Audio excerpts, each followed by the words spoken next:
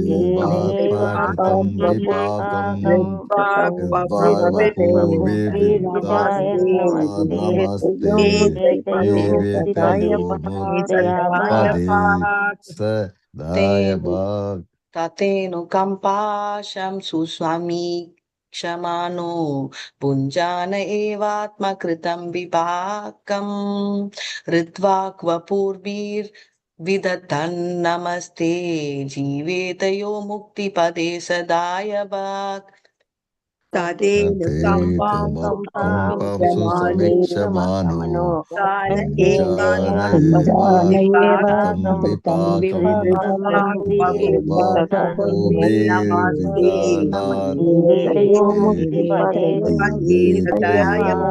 मुक्तिपदे सदायवाक्.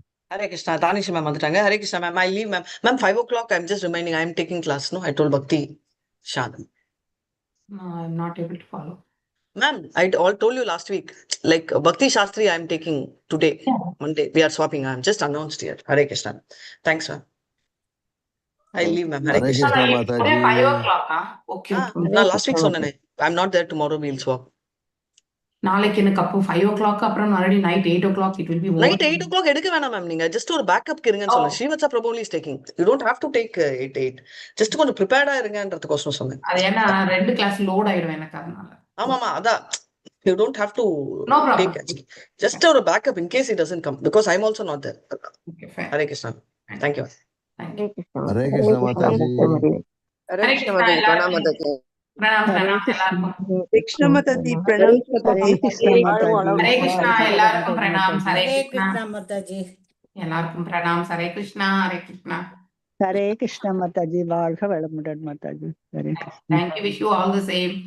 So Hare Krishna Mataji. வாழ்க வளமுடன். Hare Krishna Prabhu. Hare Krishna எல்லாருக்குமே Hare Krishna. Okay, இன்னைக்கு நாம ஆறாவது ஸ்லோகம் படிக்கணும் மாதாஜி. ஹரே கிருஷ்ண மாதாஜி. ஓகே ஓகே, நான் இன்ஜின் போட்டு விட்டேன். ஓகே, அப்ப நாளைக்கு நமக்கு மாதாஜி பக்தி வைபவ கிளாஸ். ஆமா ஆமா, இன்னைக்கு இல்ல. இன்னைக்கு ஆனா உங்களுக்கு எக்ஸாம் இருக்கு. உங்களுக்கு 11 மணிக்கு. அது காலையில மாதாஜி. காலையில எக்ஸாம். ஆமா, அது தெரியும். சாயந்தரம் கேட்டேன். Okay Mataji. Ya fine fine, no issues.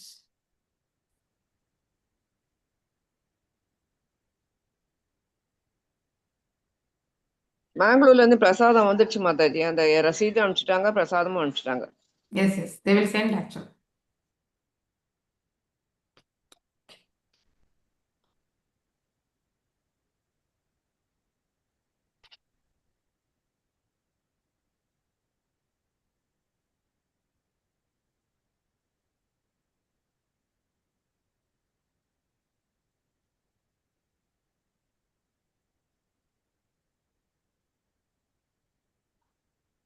ஜெய ராத மாதவ குஞ்ச பிஹாரி.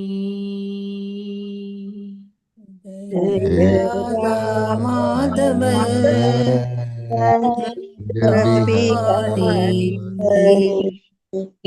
ஜெய ராத மாதவ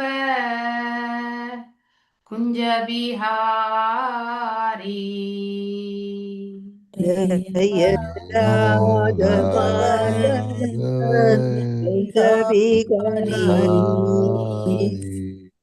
ஜய கோபி ஜனவல்லபா கிரிவரதாரி. ஜெய கோபி ஜனவல்லபா கிரிவரதாரி. கோபி ஜனவல்லபா கிரிவரதாரி. ஜய கோபி ஜனவல்லபா கிரிவரதாரி. யசோதநந்தன பிரஜன ரஞ்சன. யசோதநந்தன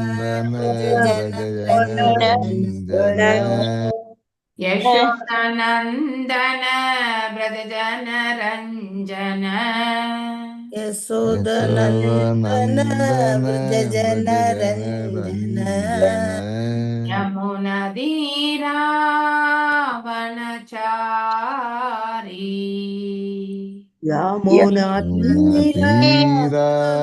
यमुनातीरावनचारी यमुनदीरावनचारी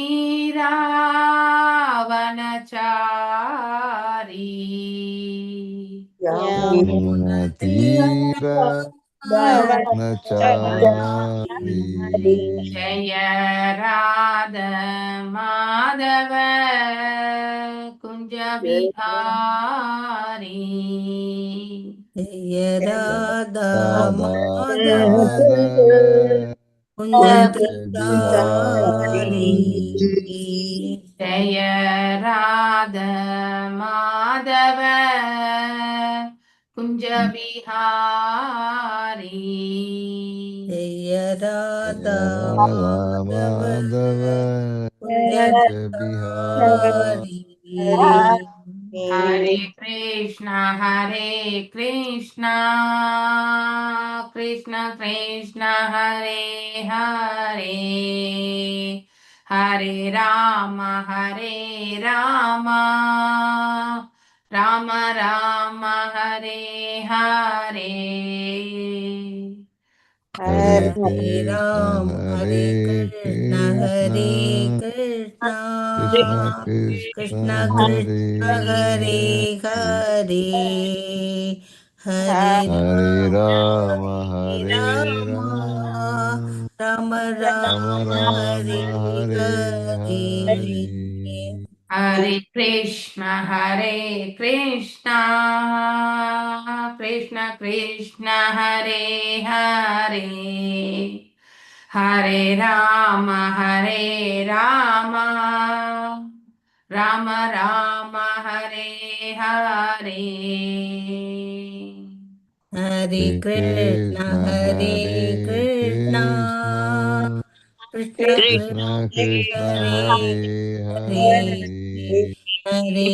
राम हरे राम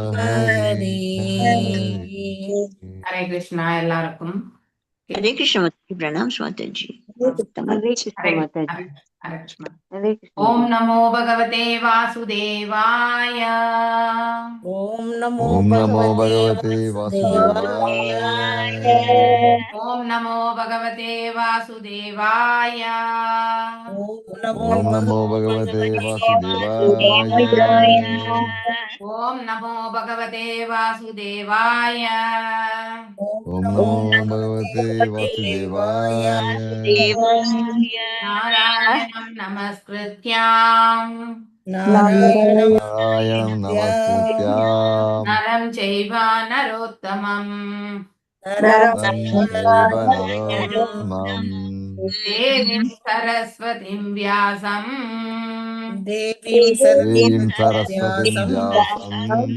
ततो जयामुदीरयेत् ततो जयमुदीरये जयमुदीरयेत् नष्टप्रायेषु अभद्रेषु नष्टप्रायेषु नष्टप्रायेषु अभद्रेषु नित्यं भागवत सेवयाम् नित्यं नित्यं भागवत भागवतसेवया सेवयाम् भगवत्य उत्तमश्लोके भगवत्युत्तमश्लोके भक्तिर्भवति नैस्तिकी भक्तिर्भवति भक्तिर्भवति नैष्टिकी नैष्टिकी Reading from Bhagavatam. मूगं करोति वाचालं भङ्गुं लङ्घायते गिरिं यत्कृपातमहं वन्दे परमानन्दमाधवं श्रीकृष्ण चैतन्य ஈஸ்வரம் ஹரே கிருஷ்ணா எல்லாருக்கும்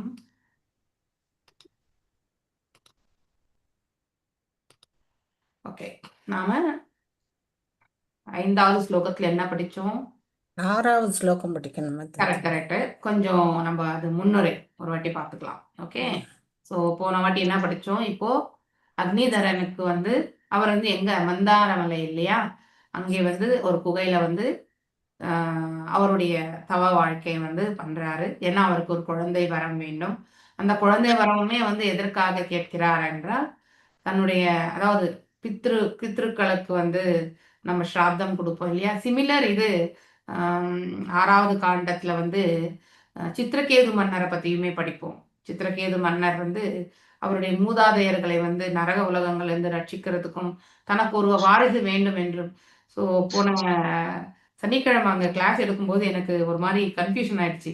2 பேரும் ஒரே இதுதானான்றது வந்து ரீகலெக்ட் பண்ண முடியல. ஆனா கடைசியில படிச்சப்போ 2 பேரும் ஒரே ஆங்கிள் தான். ஸோ இந்த ஒரு இதுல இருந்து நம்ம பார்க்கணும். அதாவது ஸ்ராத்தம் பண்ணணும் அப்படிங்கிற ஒரு குறிக்கோளை வந்து அதாவது ஒரு பிள்ளை வரம் வேண்டும் என்பது இறைவன் தொண்டிற்காக என்று கேட்க வேண்டும். ஓகே, இறை தொண்டிற்கு என்று கேட்டுக்கொண்டாலே பகவான் அதற்கான கிருபை கொடுக்கும் பொழுது நம்முடைய தேவைகளையுமே அது பூர்த்தி செய்யப்படும் இல்லையா. இப்போ இறைவனுடைய தொண்டிற்காக நமக்கு ஒரு குழந்தை வேணும், ஆண் வாரிசு வேணும்னு நம்ம கேட்கும் பொழுது ஆட்டோமேட்டிக்கலி அதே குழந்தை நமக்கு ஸ்ராத்தம் பண்ண முடியாதா என்ன, நம்ம மரணித்த பிறகு? கண்டிப்பா இட் இஸ் கவர்டு. அதனாலதான் ஒரு சிறு சிறு கிணற்றுல இந்த ஓமையை நீங்க படிச்சிருப்பீங்க பகவத்கீதையில. ஒரு சிறு சிறு கிணற்றுல இருந்து கிடைக்கக்கூடிய நீர் ஒரு பெரிய நீர் தேக்கத்துல இருந்து நமக்கு வந்து சுலபமாக கிடைக்கும். இல்லைன்னா ஒரு கிணறா போய் நாம் என்ன பண்ணணும், ஒருத்தருமே வந்து எடுக்க வேண்டியிருக்கும் இல்லையா. அது போல நம்ம வந்து ஒரு பெரிய நீர் தேக்கம்னா அது பாயக்கூடிய விதமே வந்து எத்தனையோ இது வந்து ஏக்கர் கணக்கு நமக்கு வந்து அந்த நீர் பாய்ச்சல் என்பது கிடைக்கிறது. ஃபார் எக்ஸாம்பிள் இப்போ ஒரு 4 பேர் வந்து சுத்தியும் வந்து இருக்கக்கூடியவங்க வந்து நிலப்புலன் வச்சிருக்கவங்க அவங்கவுங்க கிணற்றுல அவங்கவுங்களுடைய இது என்னது நிலத்துல வந்து ஒரு கிணற்றை தோன்றி அதுல ஒரு போர்வெல் போட்டு அதுக்கப்புறம் அந்த நீரை எடுத்து அவங்கவுங்களுடைய நிலத்திற்கு நீர் பாய்ச்சுகிறார்கள் இல்லையா. உண்மையிலேயே அங்க என்ன நிகழ்கின்றது, அந்த நிலத்திற்கு தேவையான நீர் வந்து அந்த பூமிக்கு கிடைக்கிறது இல்லையா. அது கிடைச்சாதான் அந்த பயிர் விளைச்சல் எல்லாமே வந்து செழுமையா எடுத்துட்டு போக முடியும் இல்லையா. அது போல ஒரு குடும்பத்துல வந்து பாத்தீங்கன்னாக்கா ஒரு ஆண் வாரிசு என்று இருக்கும் பொழுது அவனுடைய செயல்பாடு வந்து அவனுடைய முன்னோர்களுக்கு வந்து ஒரு அதாவது நரக உலகங்கள்ல இருந்து மீட்பதற்கான ஒரு ஸ்ராத்தத்தை கொடுக்கறதுக்கு வந்து பயன்படுகிறது இல்லையா. ஆனா அதே வந்து ஒரு பெரிய நீர் தேக்கத்துல இருந்து வரக்கூடியது. ஃபார் எக்ஸாம்பிள் இப்ப இங்க காவிரி கரையோரம் இந்த மாதிரி எல்லாம் இருக்கு பாத்தீங்கன்னா, கொள்ளிடம் எல்லாம் பாத்தீங்கன்னாக்கா ஐ திங்க் பெரிய பெரிய நீர் அவங்க சப்ளை என்ன ஆகுதுனாக்கா எத்தனையோ ஏக்கர் கணக்குல இருக்கக்கூடிய நிலவுலங்களுக்கு இந்த தஞ்சை மாவட்டத்துல எல்லாம் பாத்தீங்கன்னாக்கா if I am right. So இந்த தஞ்சை மாவட்டத்துல வந்து நிலபுலன் இருக்கிறவங்களுக்கு வந்து நீர் பாய்ச்சல் என்பது அந்த கால்வாய் ஓரமாவே கிடைக்க பெறுகிறது. இங்கேயுமே அதே மாதிரிதான். ஸோ இங்க காவிரி கரையோரம் இந்த பக்கம் பாத்தீங்கன்னாக்கா ஸ்ரீரங்கப்பட்டணம், மாண்டியா, மத்தூர் இந்த பக்கம் எல்லாம் பாத்தீங்கன்னாக்கா கால்வாயில தான் நீர் வரும். அது எல்லாமே அந்த நிலப்புலன்களுக்கு பாத்தீங்கன்னாக்கா பாதை அமைச்சிருப்பாங்க.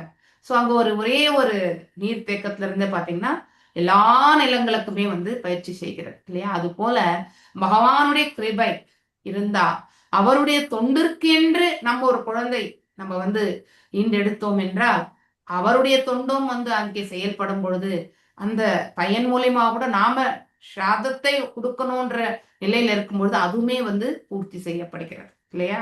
இறைவன் தொண்டிற்கு என்று நாம் நம்முடைய பிள்ளை பேரை அதுதான் அந்த கர்ப்பதான சம்ஸ்காரமே வந்து அதற்கானது தான். ஆனா அதனுடைய உண்மையான தாற்பயத்தை வந்து நாம தெரிஞ்சுக்கிறது இல்லை. என்ன சாஸ்திரம் என்ன விதிகள் இப்படிதான் நம்ம வந்து பேசுறோம். ஆனா சாஸ்திர விதிகள் அனைத்துமே நம்மள வந்து நோக்கம் தெரிஞ்சுக்கணும். நம்ம சாஸ்திர விதிகளுடைய நோக்கம் இறை தொண்டுதான் இல்லையா. இறைவனை காண்பதுதான், இறைவனுக்கானதுதான் இல்லையா. சர்வஸ்ய சாகம் நிதி சன்னிவிஷ்டோ மத்த ஸ்மிருதி ஞானம் அபோகனம் ச வேதைஷ்ட சர்வே ரகமேவ வேத்யோ வேதாந்த கிருத் வேதவிச்சாகம். சோ நம்ம இந்த பிரபஞ்சத்துல வாழக்கூடிய காலங்கள் கட்டங்கள் ஒவ்வொரு கட்டத்திலுமே நாம இன்பம் துன்பம் இரண்டையுமே கலந்துதான் அனுபவிக்கின்றோம் இல்லையா. சோ இங்கே எப்பொழுதுமே நமக்கு வந்து அதாவது சங்கடம் என்பது உண்டு. சங்கடமற்ற உலகம் இந்த உலகத்துல யாருமே சங்கடமற்ற நிலையை யாருமே இந்த இடத்துல உணர்ந்தது கிடையாது. சங்கடங்கள் தான் வேறுபட்டு இருக்குமே ஒழிய சங்கடத்தை நம்மளால தவிர்க்க முடியாது. ஏனென்றால் அதற்கான கர்மங்கள் ஆல்ரெடி பூர்வ ஜென்மங்களில் செய்ததால் நாம் அதை கண்டிப்பாக கிடைக்க பெறுவோம்.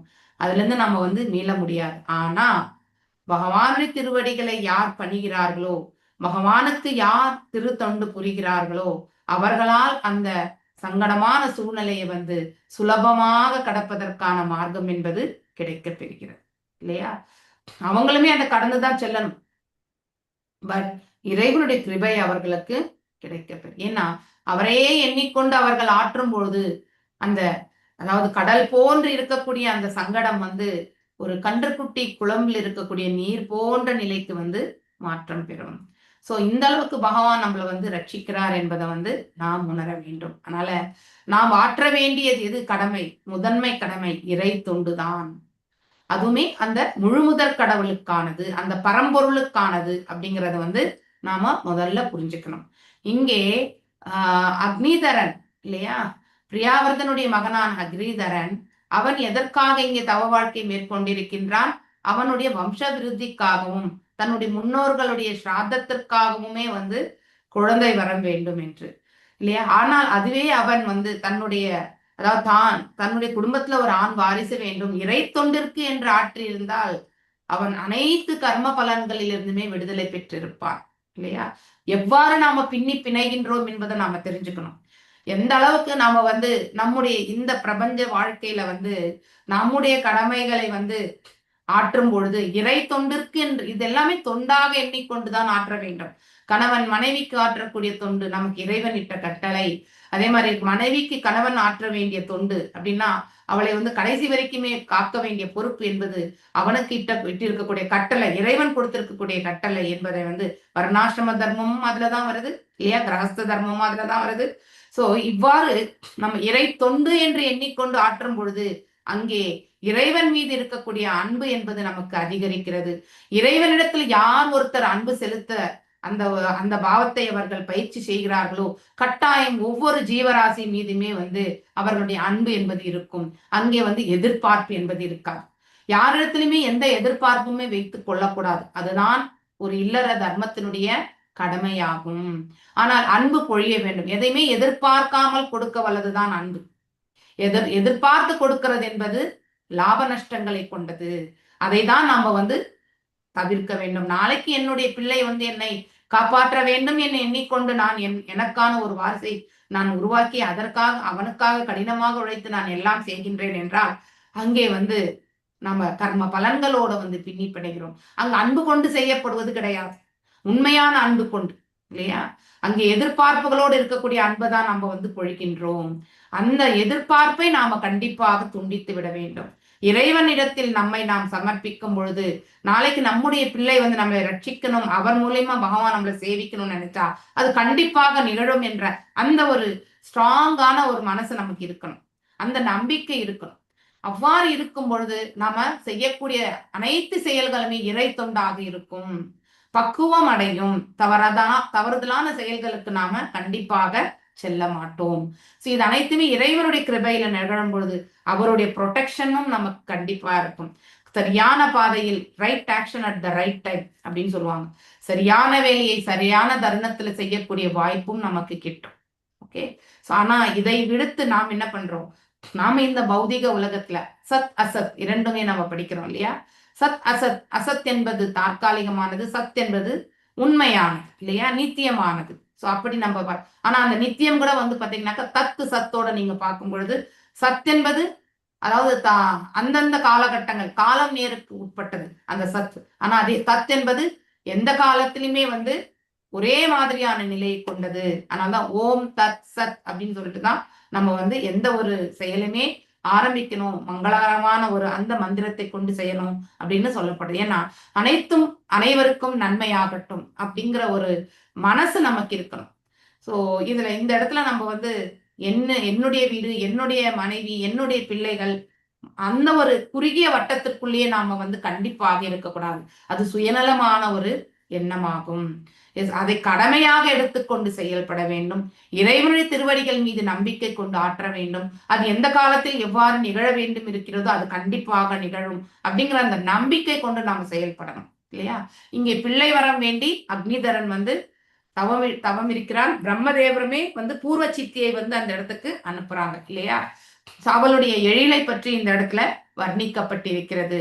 அவளுடைய கால் சலங்கை ஓசை கேட்ட இளவரசர் அவருடைய அதாவது தியானம் என்பது அவ்வளவு சுலபமானது கிடையாது அப்படிங்கறது வந்து இந்த இடத்துல நாம புரிஞ்சுக்கிறோம் இந்த பொருள் உரையில. வேற ஏதாவது டவுட் இருக்கா இந்த 5வது ஸ்லோகத்துல?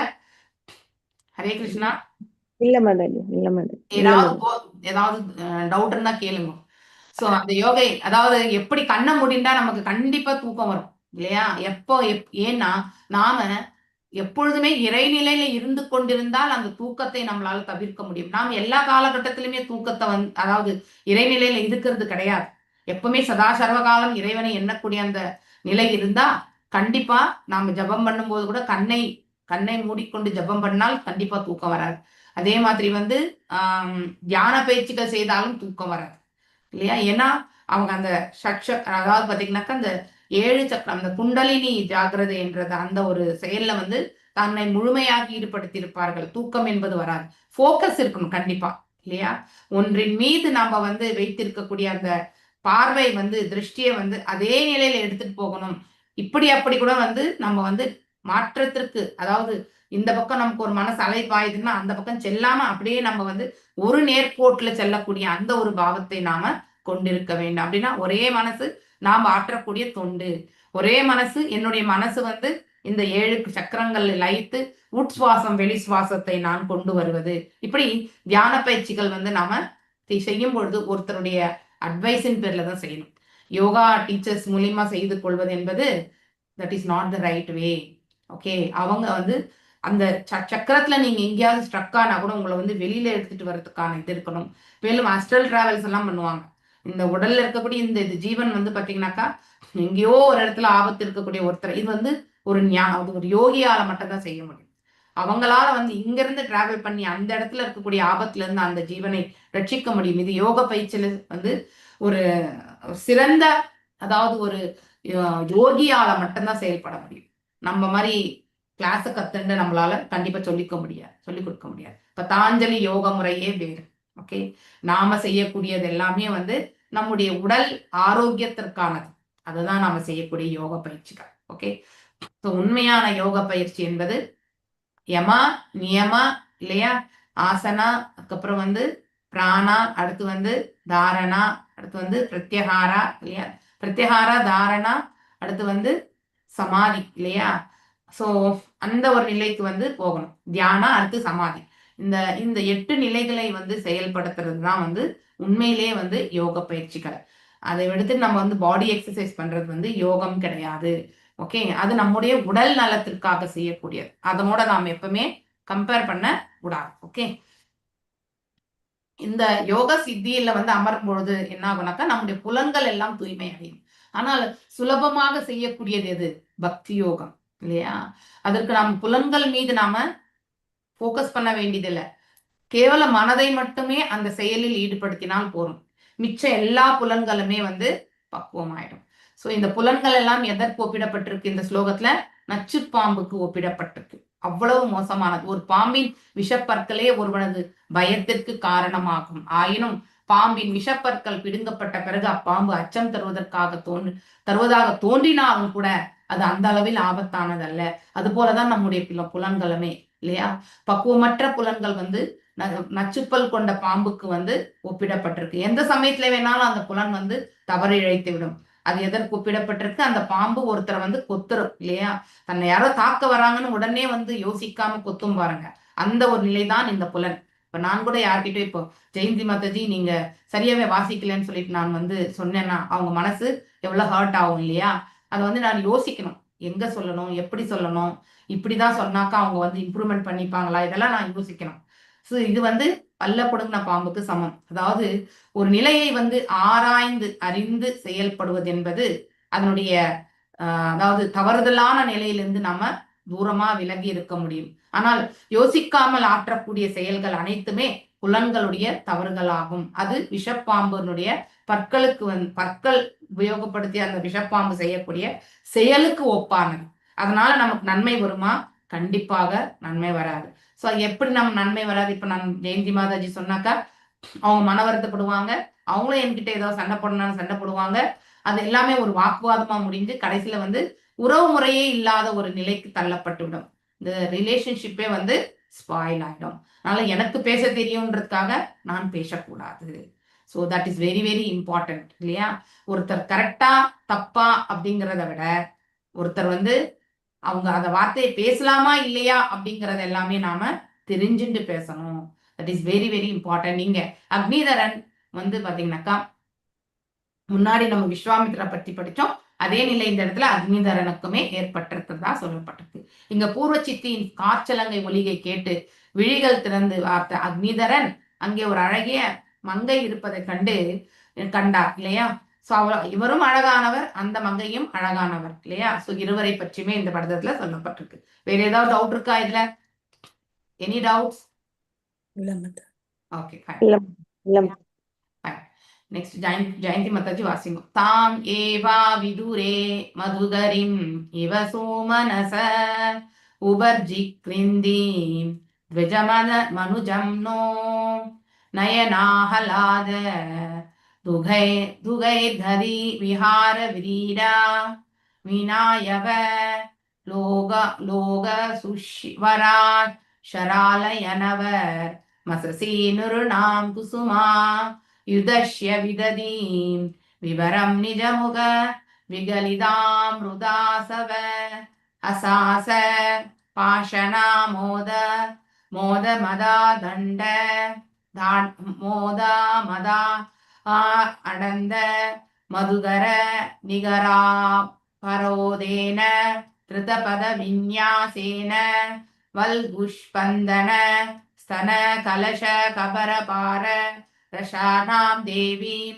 तत् अवलोकेन विवृदाश्वरस्य भगवदो मकरध्वजस्य वक्षम् उपनीदो जडवत् इति ओवाच. यस जयंती माताजी वासिंग பெரிய ஸ்லோகம். हरे कृष्ण माताजी.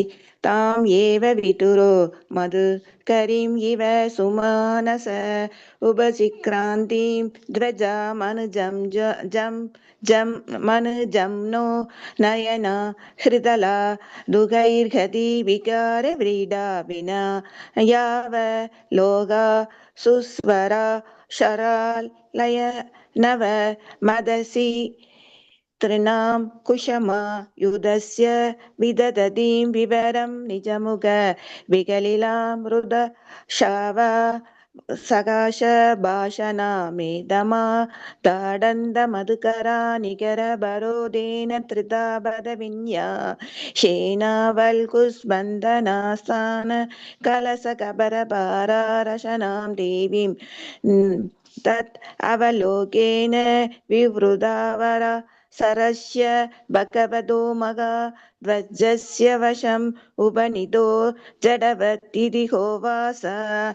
தாம் அவளுக்கு ஏவ உண்மையில் அபிதூரா அருகில் மதுகரீம் இவ தும்பினை போல் சுமனச எழில்மிக்க மலர்கள் உபசிக்ரந்தீம் நறுமணம் த்விஜா தேவலோகத்தில் பிறந்தவர்கள் மனுஜா மனித குலத்தில் பிறந்தவர்கள் மனம் நயன கண்கள் ஆக்லாதா இன்பம் துகை செய்தன கதி அவளுடைய அசைவு விகார விளையாட்டினார் விரீடா நாணத்தினார் வினய பணிவு அவலோக பார்வையினார் ஷு ஸ்வர அக்ஷர அவளது இனிமையான குரலினால் அவயங்கங்களினால் மனசி மனதில் திருநா மனிதர்களின் குசும ஆயுதஸ்ய கையில் கரும்பு வில்லும் மலரம்பும் வைத்திருக்கும் மன்மதன் விதததி செய்தல் விவரம் செவியினால் கேட்டு நிஜமுக அவள் வாயிலிருந்து விகலிதா வெளிவரும் அம்ருதா ஆஷவா தேனை போன்ற சுவை சா ஹாச அவள் புன்னகினால் பாஷனா பேச்சும் ஆமோத மகிழ்ச்சியினால் மத அந்த மதுபோதையினால் குருடான மதுகரா தும்பிகளின் நிகர கூட்டங்கள் உபரோதேன சூழப்பட்டிருக்கும் காரணத்தினால் திருத பரபரப்புடன் பாதங்களின் வின்யாசேனா ஒயிலான நடையினால் வல்கு ஒரு சிறிய இஸ்பந்தன செல்வது இஸ்தான மார்பகங்கள் கலசங்கள் போன்று கபர குரலின் வளைவுகள் பாரம் ரசனாம் ஒட்டியானம் தேவீம் தேவதை தத் அவலோகேன அவளை பார்த்த மாத்திரத்தில் விவ்ருதா அவசரஸ்ய கிடைத்த சந்தர்ப்பத்தின் பகவதா மிகவும் ஆற்றல் வாய்ந்த மகரத்வஜ்ய மன்மதனின் வசத்தின் கீழ் உபநிதா கொண்டு வரப்பட்டு ஜடவச் அதிர்ச்சி அடைந்தார் போன்ற இது இவ்வாறு உறுதியாக உவாச அவர் கூறினார். மொழிபெயர்ப்பு. தேன் உண்ணும் வண்டினை போல அந்த அப்ரசர்ஸ் மங்கை அழகிய கவர்ச்சி மிகு மலர்களை முகர்ந்தாள். அவள் தனது அடக்கத்தினாலும் பார்வையினாலும் அங்காசைவுகளாலும் நாணத்தினாலும் அவள் வாய் திறந்து பேசும்போது வரும் இனிய வார்த்தைகளின் ஒளியினாலும் தேவர்கள் மற்றும் மனிதர்களின் மனங்களையும் விழிகளையும் கொள்ளை அடிப்பவளாக இருந்தாள். இக்குணங்களினால் அவள் தனது கையில் மலரம்பு வைத்திருக்கும் மன்மத உணர்வினை ஆண்களின் உள்ளத்தில் கிளர்ந்து எழ வைத்தாள். அவள் வாய் திறந்த போது வார்த்தைகள் அமுதென பிரவகித்தன. அவள் மூச்சு விட்ட பொழுது மூச்சின் நறுமணத்தில் மயங்கிய தும்பிகள் அவள் செந்தாமரை விழிகளின் மேல் பறக்க முயன்றன. தும்பிகளினால் துன்பப்படுத்தப்பட்ட அவள் அங்கிருந்து விரைந்து செல்வதற்காக தன் கால்களை தூக்கி முன்னே வைத்தாள். அப்போது அவள் இடையில் அணிந்திருந்த மேகலையும் பொற்கலசங்கள் போன்றிருந்த மார்பகங்களும் அசைந்து அவளது அழகையும் கவர்ச்சியையும் மேலும் அதிகரித்தன. உண்மையில் அவள் சக்திமிக்க மன்மதனுக்கு பாதையினை திறந்து வைப்பவள் போன்றே தோன்றினாள்.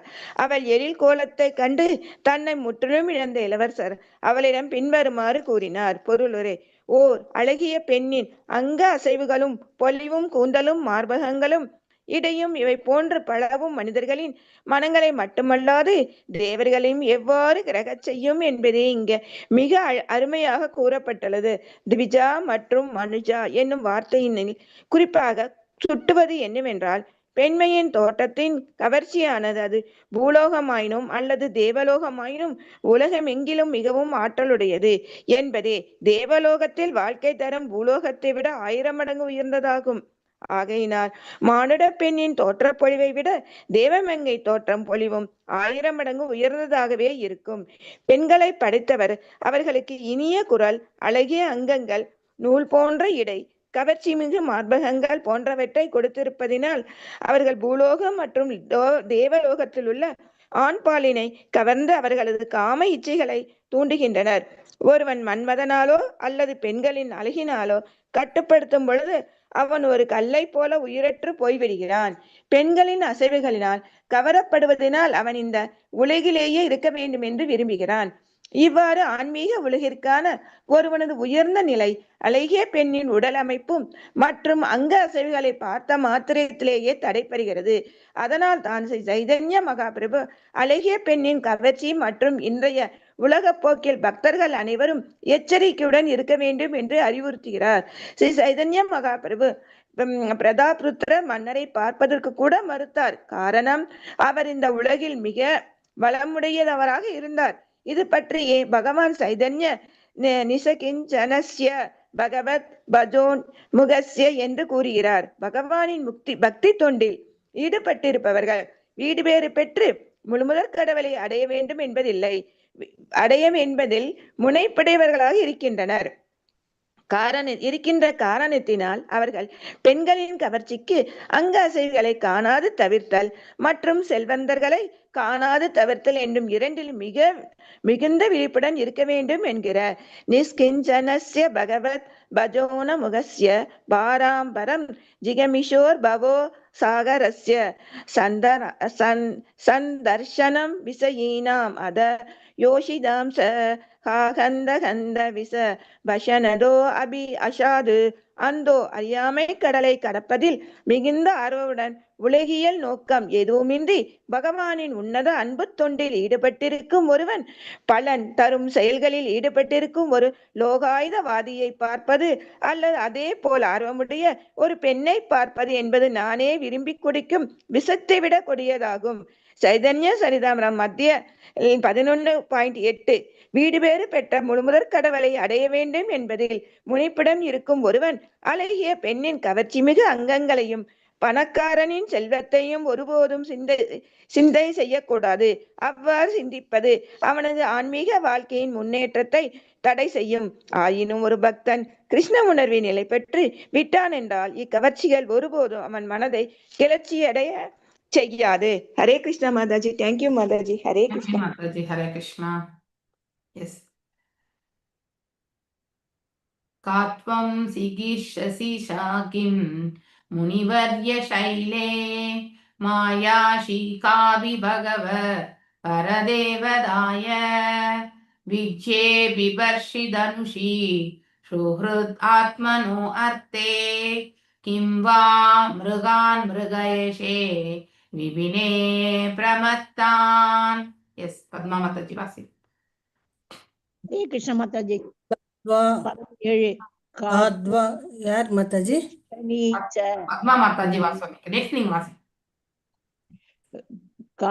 காத்வம் சிகிஷசி ச கிம்புனி வரிய சைலே மாயாசி காபி பகவத் பரதேவதாயக விஜ்யே பிபர்ஷி தனுஷி சுஹ்ருத் ஆத்மனோ அர்த்தே கிம் வா மிருகான் மிருகயசே விபினே பரமத்தான். கா யார், துவம் நீ, சிகிர்ஷசி நீ செய்ய முயற்சித்துக் கொண்டிருப்பது, மேலும், கிம் என்ன, முனிவரிய முனிவர்களில் சிறந்தவனே, ஷைலே இம்மலையில், மாயா சக்தி, அசி நீ, காப்பி சில, பகவத் முழுமுதற் கடவுள், பரதேவதாயாக உன்னத பகவானின், விஜ்யே நான் இன்றி, விபர்சி நீ வைத்துக் கொண்டிருப்பது, தனுஷி 2 விற்கள், சுஹ்ருத் நண்பனின், ஆத்மனக உனது, அர்த்தே பொருட்டு, கிம் வா அல்லது, மிருகான் காட்டு மிருகங்கள், மிருகயசே வேட்டையாட முயற்சிக்கின்றாயா, விபீனே இந்த வனத்தில், பரமத்தான் பௌதீக வெறி பிடித்தவர்கள். மொழிபெயர்ப்பு. All glories to Srila Prabhupada. அழகிய மங்கையை தவறாக புரிந்து கொண்டு இளவரசர் கூறினார், ஓ முனிவர்களில் சிறந்தவரே, யார் நீவீர்? இம்மலைக்கு வந்த காரணம் என்ன செய்ய விரும்புகின்றீர்? நீர் முழுமுதற் கடவுளின் மாயா சக்திகளுள் ஒருவரா? நான் இல்லாத வில் 2 நீர் வைத்திருக்கின்றீர். இவ்விரண்டை வைத்திருப்பதன் காரணம் என்ன? இது உமது நன்மைக்காகவா அல்லது உமது நண்பனின் நன்மைக்காகவா? ஒரு கால் இக்காட்டில் உள்ள வெறி பிடித்த மிருகங்களை கொல்வதற்காக நீர் வைத்திருக்கின்றீர் போலும். பொருளுரை. ஆக்னீதரன் காட்டில் கடுமையான தவம் செய்து கொண்டிருந்த பொழுது பிரம்மதேவனால் அனுப்பி வைக்கப்பட்ட பூர்வ சித்தி என்னும் பெண்ணால் கவரப்பட்டார். பகவத்கீதையில் காமை சதர் ஹிருத ஞானாக, அதாவது ஒருவனிடம் காம இச்சை எழும்பொழுது அவன் தனது புத்தியை இழக்கிறான் என்பதாகும். ஆக்னிதரனும் தனது புத்தியை இழந்துவிட்ட காரணத்தினால் பூர்வ சித்தி என்ற ஒரு பெண்ணா அல்லது ஆணா என்று அறிய இயலவில்லை. அவர் அவளை அக்காட்டில் உள்ள முனிபுத்திரன் என்று தவறாக கருதி முனிவரிய என்று அழைக்கிறார். ஆயினும் அவளது ஆளை மயக்கும் அழகு கண்டு அவள் ஒரு ஆண் என்றும் அவரால் நம்ப முடியவில்லை. ஆகையினால் அவர் அவளது அங்க லட்சணங்களை அலச ஆரம்பித்தார். முதலில் அவளது புருவங்களை நோக்கினார். அவற்றின் எழில் கண்டு நிச்சயம் அவள் முழுமுதற் கடவுளின் மாயா சக்தியாகத்தான் இருக்க வேண்டும் என்று வியந்தார். பகவத் பரதேவதாயக, தேவதா தேவர்கள் அனைவரும் இப்பௌதீக உலகைச் சேர்ந்தவர்களே. ஆனால் முழுமுதற் கடவுளான பகவான் கிருஷ்ணரோ பௌதீக உலகிற்கும் மேலே இருக்கின்றார் என்பதனால் பரதேவதா என்று அழைக்கப்படுகிறார். பௌதீக உலகம் நிச்சயமாக மாயையினால் படைக்கப்பட்டதேயாகும். ஆனால் அது பரதேவனின் முழுமுதற் கடவுளின் கட்டளையின் கீழ் படைக்கப்படுகிறது. பகவத்கீதையில் மாயாத்ய சேனே பிரகிருத்தீக சூயதேச சராச்சரம், பௌதீக உலகின் படைப்பிற்கு மாயையே இறுதி அதிகாரம் உடையது அல்ல என்று குறிப்பிடப்பட்டிருக்கிறது. மாயை கிருஷ்ணருக்காக செயல்படுகிறது.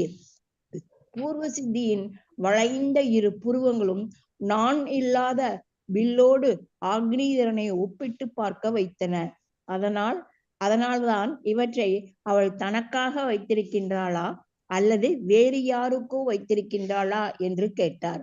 அவளது குவிந்த புருவங்கள் 2ம் இக்காட்டில் உள்ள மிருகங்களை வேட்டையாடுவதற்கு பயன்படும் வில்லை போன்றிருந்தன. இந்த உலகமே ஒரு பெரிய காடு போன்றதுதான். அதில் வாழ்பவர்கள் கொல்வதற்குரிய மான்கள் மற்றும் புலிகள் போன்ற மிருகங்கள் ஆவர். கொல்பவர்களோ அழகிய பெண்களின் விற்புருவங்களாகும். பெண்களின் அழகினால் கவரப்பட்ட இவ்வுலகில் உள்ள ஆண்கள் அனைவரும் நான் இல்லாத விற்களினால் கொல்லப்படுகின்றனர். ஆனால் மாயையினால் அவர்கள் எப்படி கொல்லப்படுகின்றனர் என்பதை நம்மால் காண முடியாது.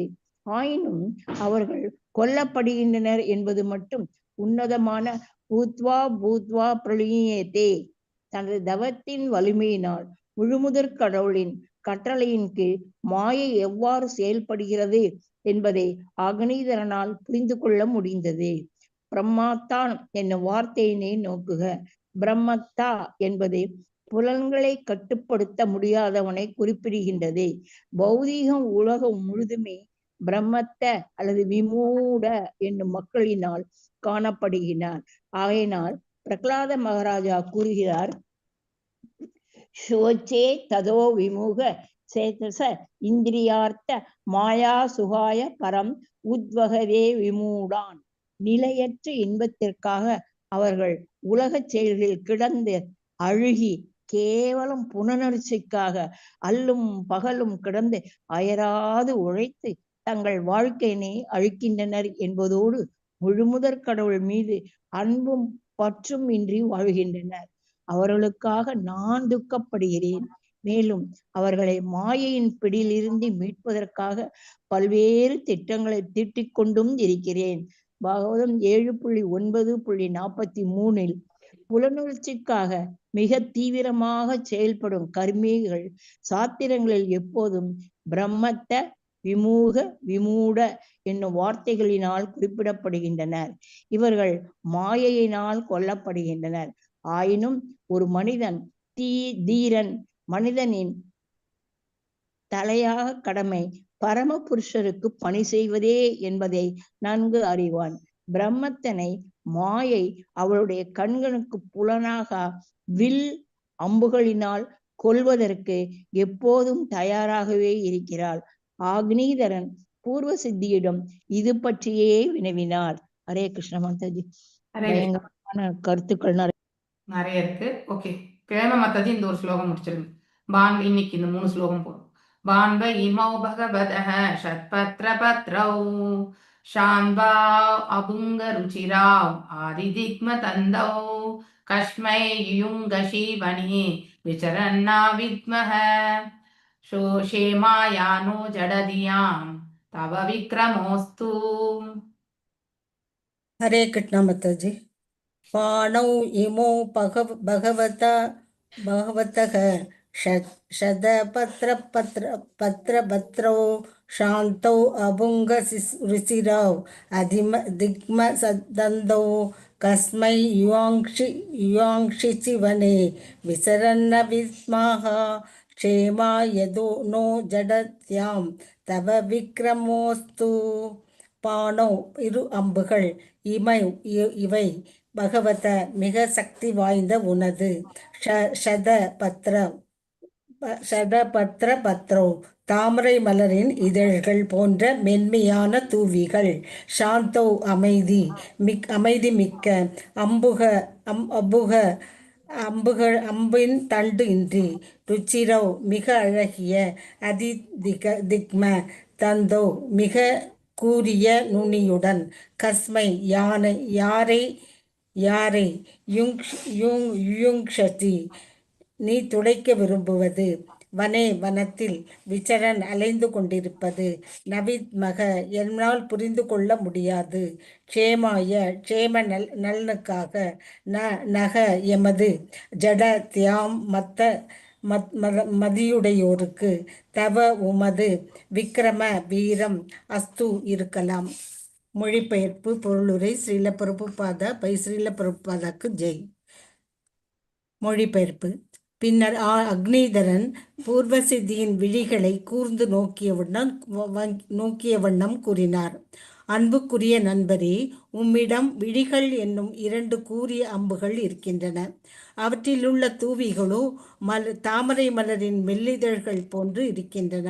அம்பிற்கான தண்டு இலையொன்றை இலையென்றே போதிலும் அவை மிகவும் அழகாகவும் கூர்மையான நுனிகளை உடையனவாகவும் உள்ளன. அவை மிகவும் அமைதியாக காட்சியளிப்பதினால் யார் மீதும் எய்யப்பட எப்போவதில்லை என்று தெரிகிறது. யார் மீதோ இந்த அம்புகளை போடுவதற்காக அலைந்து கொண்டிருத்தல் வேண்டும். ஆனால் அது யார் என்று மந்த மதிக்கு எட்டவில்லை. மேலும் என்னாலும் உம்மோடு போரிட முடியாது. வீரத்தில் உமக்கு நிகரானவர் எவருமில்லர். ஆகையினால் உமது வீரம் எனக்கு நன்மை அளிப்பதாக என்று நான் வணங்குகிறேன். பொருளுரை. அக்னிதரன் இவ்வாறு தன் மீது விழுந்த பூர்வ சித்தியின் ஆற்றல் மிக்க பார்வையினை போற்றினார். அவளது விழிகள் இரண்டையும் அவர் கூர்மையான 2 அம்புகளோடு ஒப்பிட்டார். அவை இரண்டும் தாமரை மலர் போல் எழில்மிக்கவனவாகவும் அதே சமயம் தண்டு இல்லாத அம்புகள் போலவும் இருந்தன. அதனால் அக்னிதரன் அவற்றை கண்டு மிகவும் அஞ்சினார். தன் மீது விழுந்த அவள் பார்வை தமக்கு நன்மை செய்யும் என்றே அவர் விரும்பினார். ஏனெனில் ஏற்கனவே அவர் கவரப்பட்டு விட்டார். அவள் மீது கொண்ட அவர் கவர்ச்சி அதிகரிக்க அவரின்றி அவரால் இருக்க இயலாது போல் இருந்தது. ஆகையினால் அக்னிதரன் அவளிடம் அவள் பார்க்கும் பார்வை பயனற்று போகாது மங்களம் உண்டாக்க வேண்டும் என்று வேண்டுகிறார். அதாவது அவள் தன் மனைவியாக வேண்டும் என்று அவளை வேண்டுகிறார். ஹரே கிருஷ்ணா மாதாஜி. ஹரே கிருஷ்ணா மாதாஜி.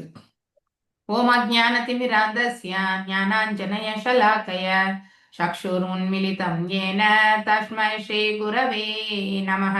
ஸ்ரீ சைதன்ய மனோபீஷ்டம் ஸ்தாபிதம் யேன பூதலே ஸ்வயம் ரூபா கதா மह्यं ததாதி ஸ்வாபதாண்டிகம்.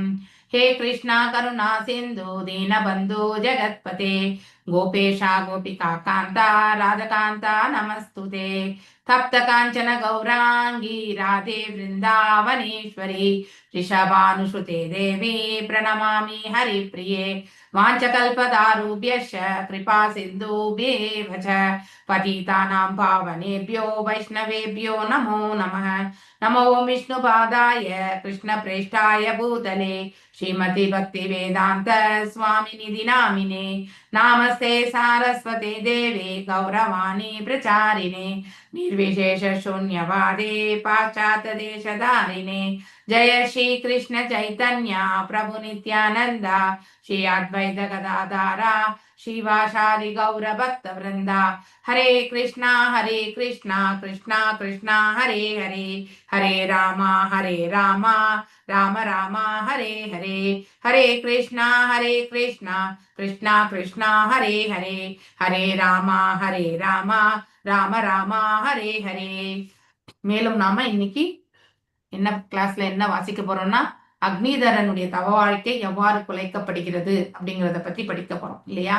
சோ அவனுடைய நோக்கம் தன்னுடைய அதாவது வாரிசுக்கான அந்த தவம் என்பது இருப்பதாலும் சோ மேலும் அவனுக்கு அந்த வாரிசை வழங்கணுன்றதுக்காக பிரம்மருடைய ஏற்பாட்டினால் இல்லையா பூர்வச்சித்தி எனக்கூடிய தேவமங்கையை அந்த மந்தார மலை பகுதியில அனுப்பி வைக்கிறார் இல்லையா.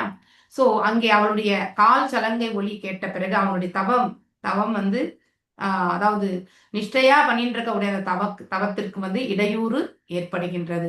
அங்கே யார் வந்திருப்பது என்பது ஃபர்ஸ்ட் செவி இல்லையா. நான் செவியை பத்தி நம்ம படிச்சோம் இல்லையா. முந்தனத்தை படிக்கும் பொழுது செவியை பற்றி இந்த ஞானேந்திரியங்கள் 5 இருக்கிறது இல்லையா. கண்கள், காதுகள், நாசி, வாய் இல்லையா, கை, தொடு, புலன், இது 5மே ஞானேந்திரியங்கள். இதுல கடைசியாக செயலிழக்கக்கூடியது செவி. முதன்மையாக நம்ம ரிசீவ் ஆகக்கூடியதுமே செவிதான். செவி நல்லா வேலை செஞ்சாலே நம்ம அதாவது ஒருத்தர் ஆக்சிடென்ட் ஆனா கூட அந்த செவியில எந்த ப்ராப்ளம் இல்லைன்னா ஓரளவுக்கு தலையில அடி விழும்பொழுது அவங்களால குழைச்சிக்க முடியும். ஆனா செவியில ப்ராப்ளம் வந்ததுனாக்கா ரத்தம் வந்தா அவர் பிழைக்க மாட்டார் அப்படிங்கிறதுமே நாம சயின்டிபிக்கா கூட நம்ம தெரியும் நமக்கு இல்லையா. சாம் ஏவா விதுரே மதுகரீம் இவ சுமனசக உபர்ஜி கிரந்தீம் விஜமனுஜம் நோ நயான ஹலாத துகைர்கதி விஹாரவரீட வினயாவ லோகாசுஷ்யவராக்ஷார ராலயனவர் மசசி நிருணம் குசுமாயுதஸ்ய விததீம் விவரம் நிஜமுக விகலிதாமிருதாசவ சகாச பாஷணா மோதகா மோதக மோத மோதக மதாண்ட மதுர நிகார பரோதேன ஹிருதபத விந்யாசேன வல்குவர்ஷ்ய பந்தன ஸ்தன கலக்ஷ கபரபாரஷானாம் தேவீம் தத் அவலோகேன விவ்ருதாஸ்வரஸ்ய பகவதோ மகத் திஜஸ்ய வசம் உபநீதோ ஜடவத் இது யோவாஷ. ஸோ எவ்வளோ பெரிய ஸ்லோகம் இல்லையா? இதுல ஓமையும் கொடுக்கப்பட்டிருக்கு.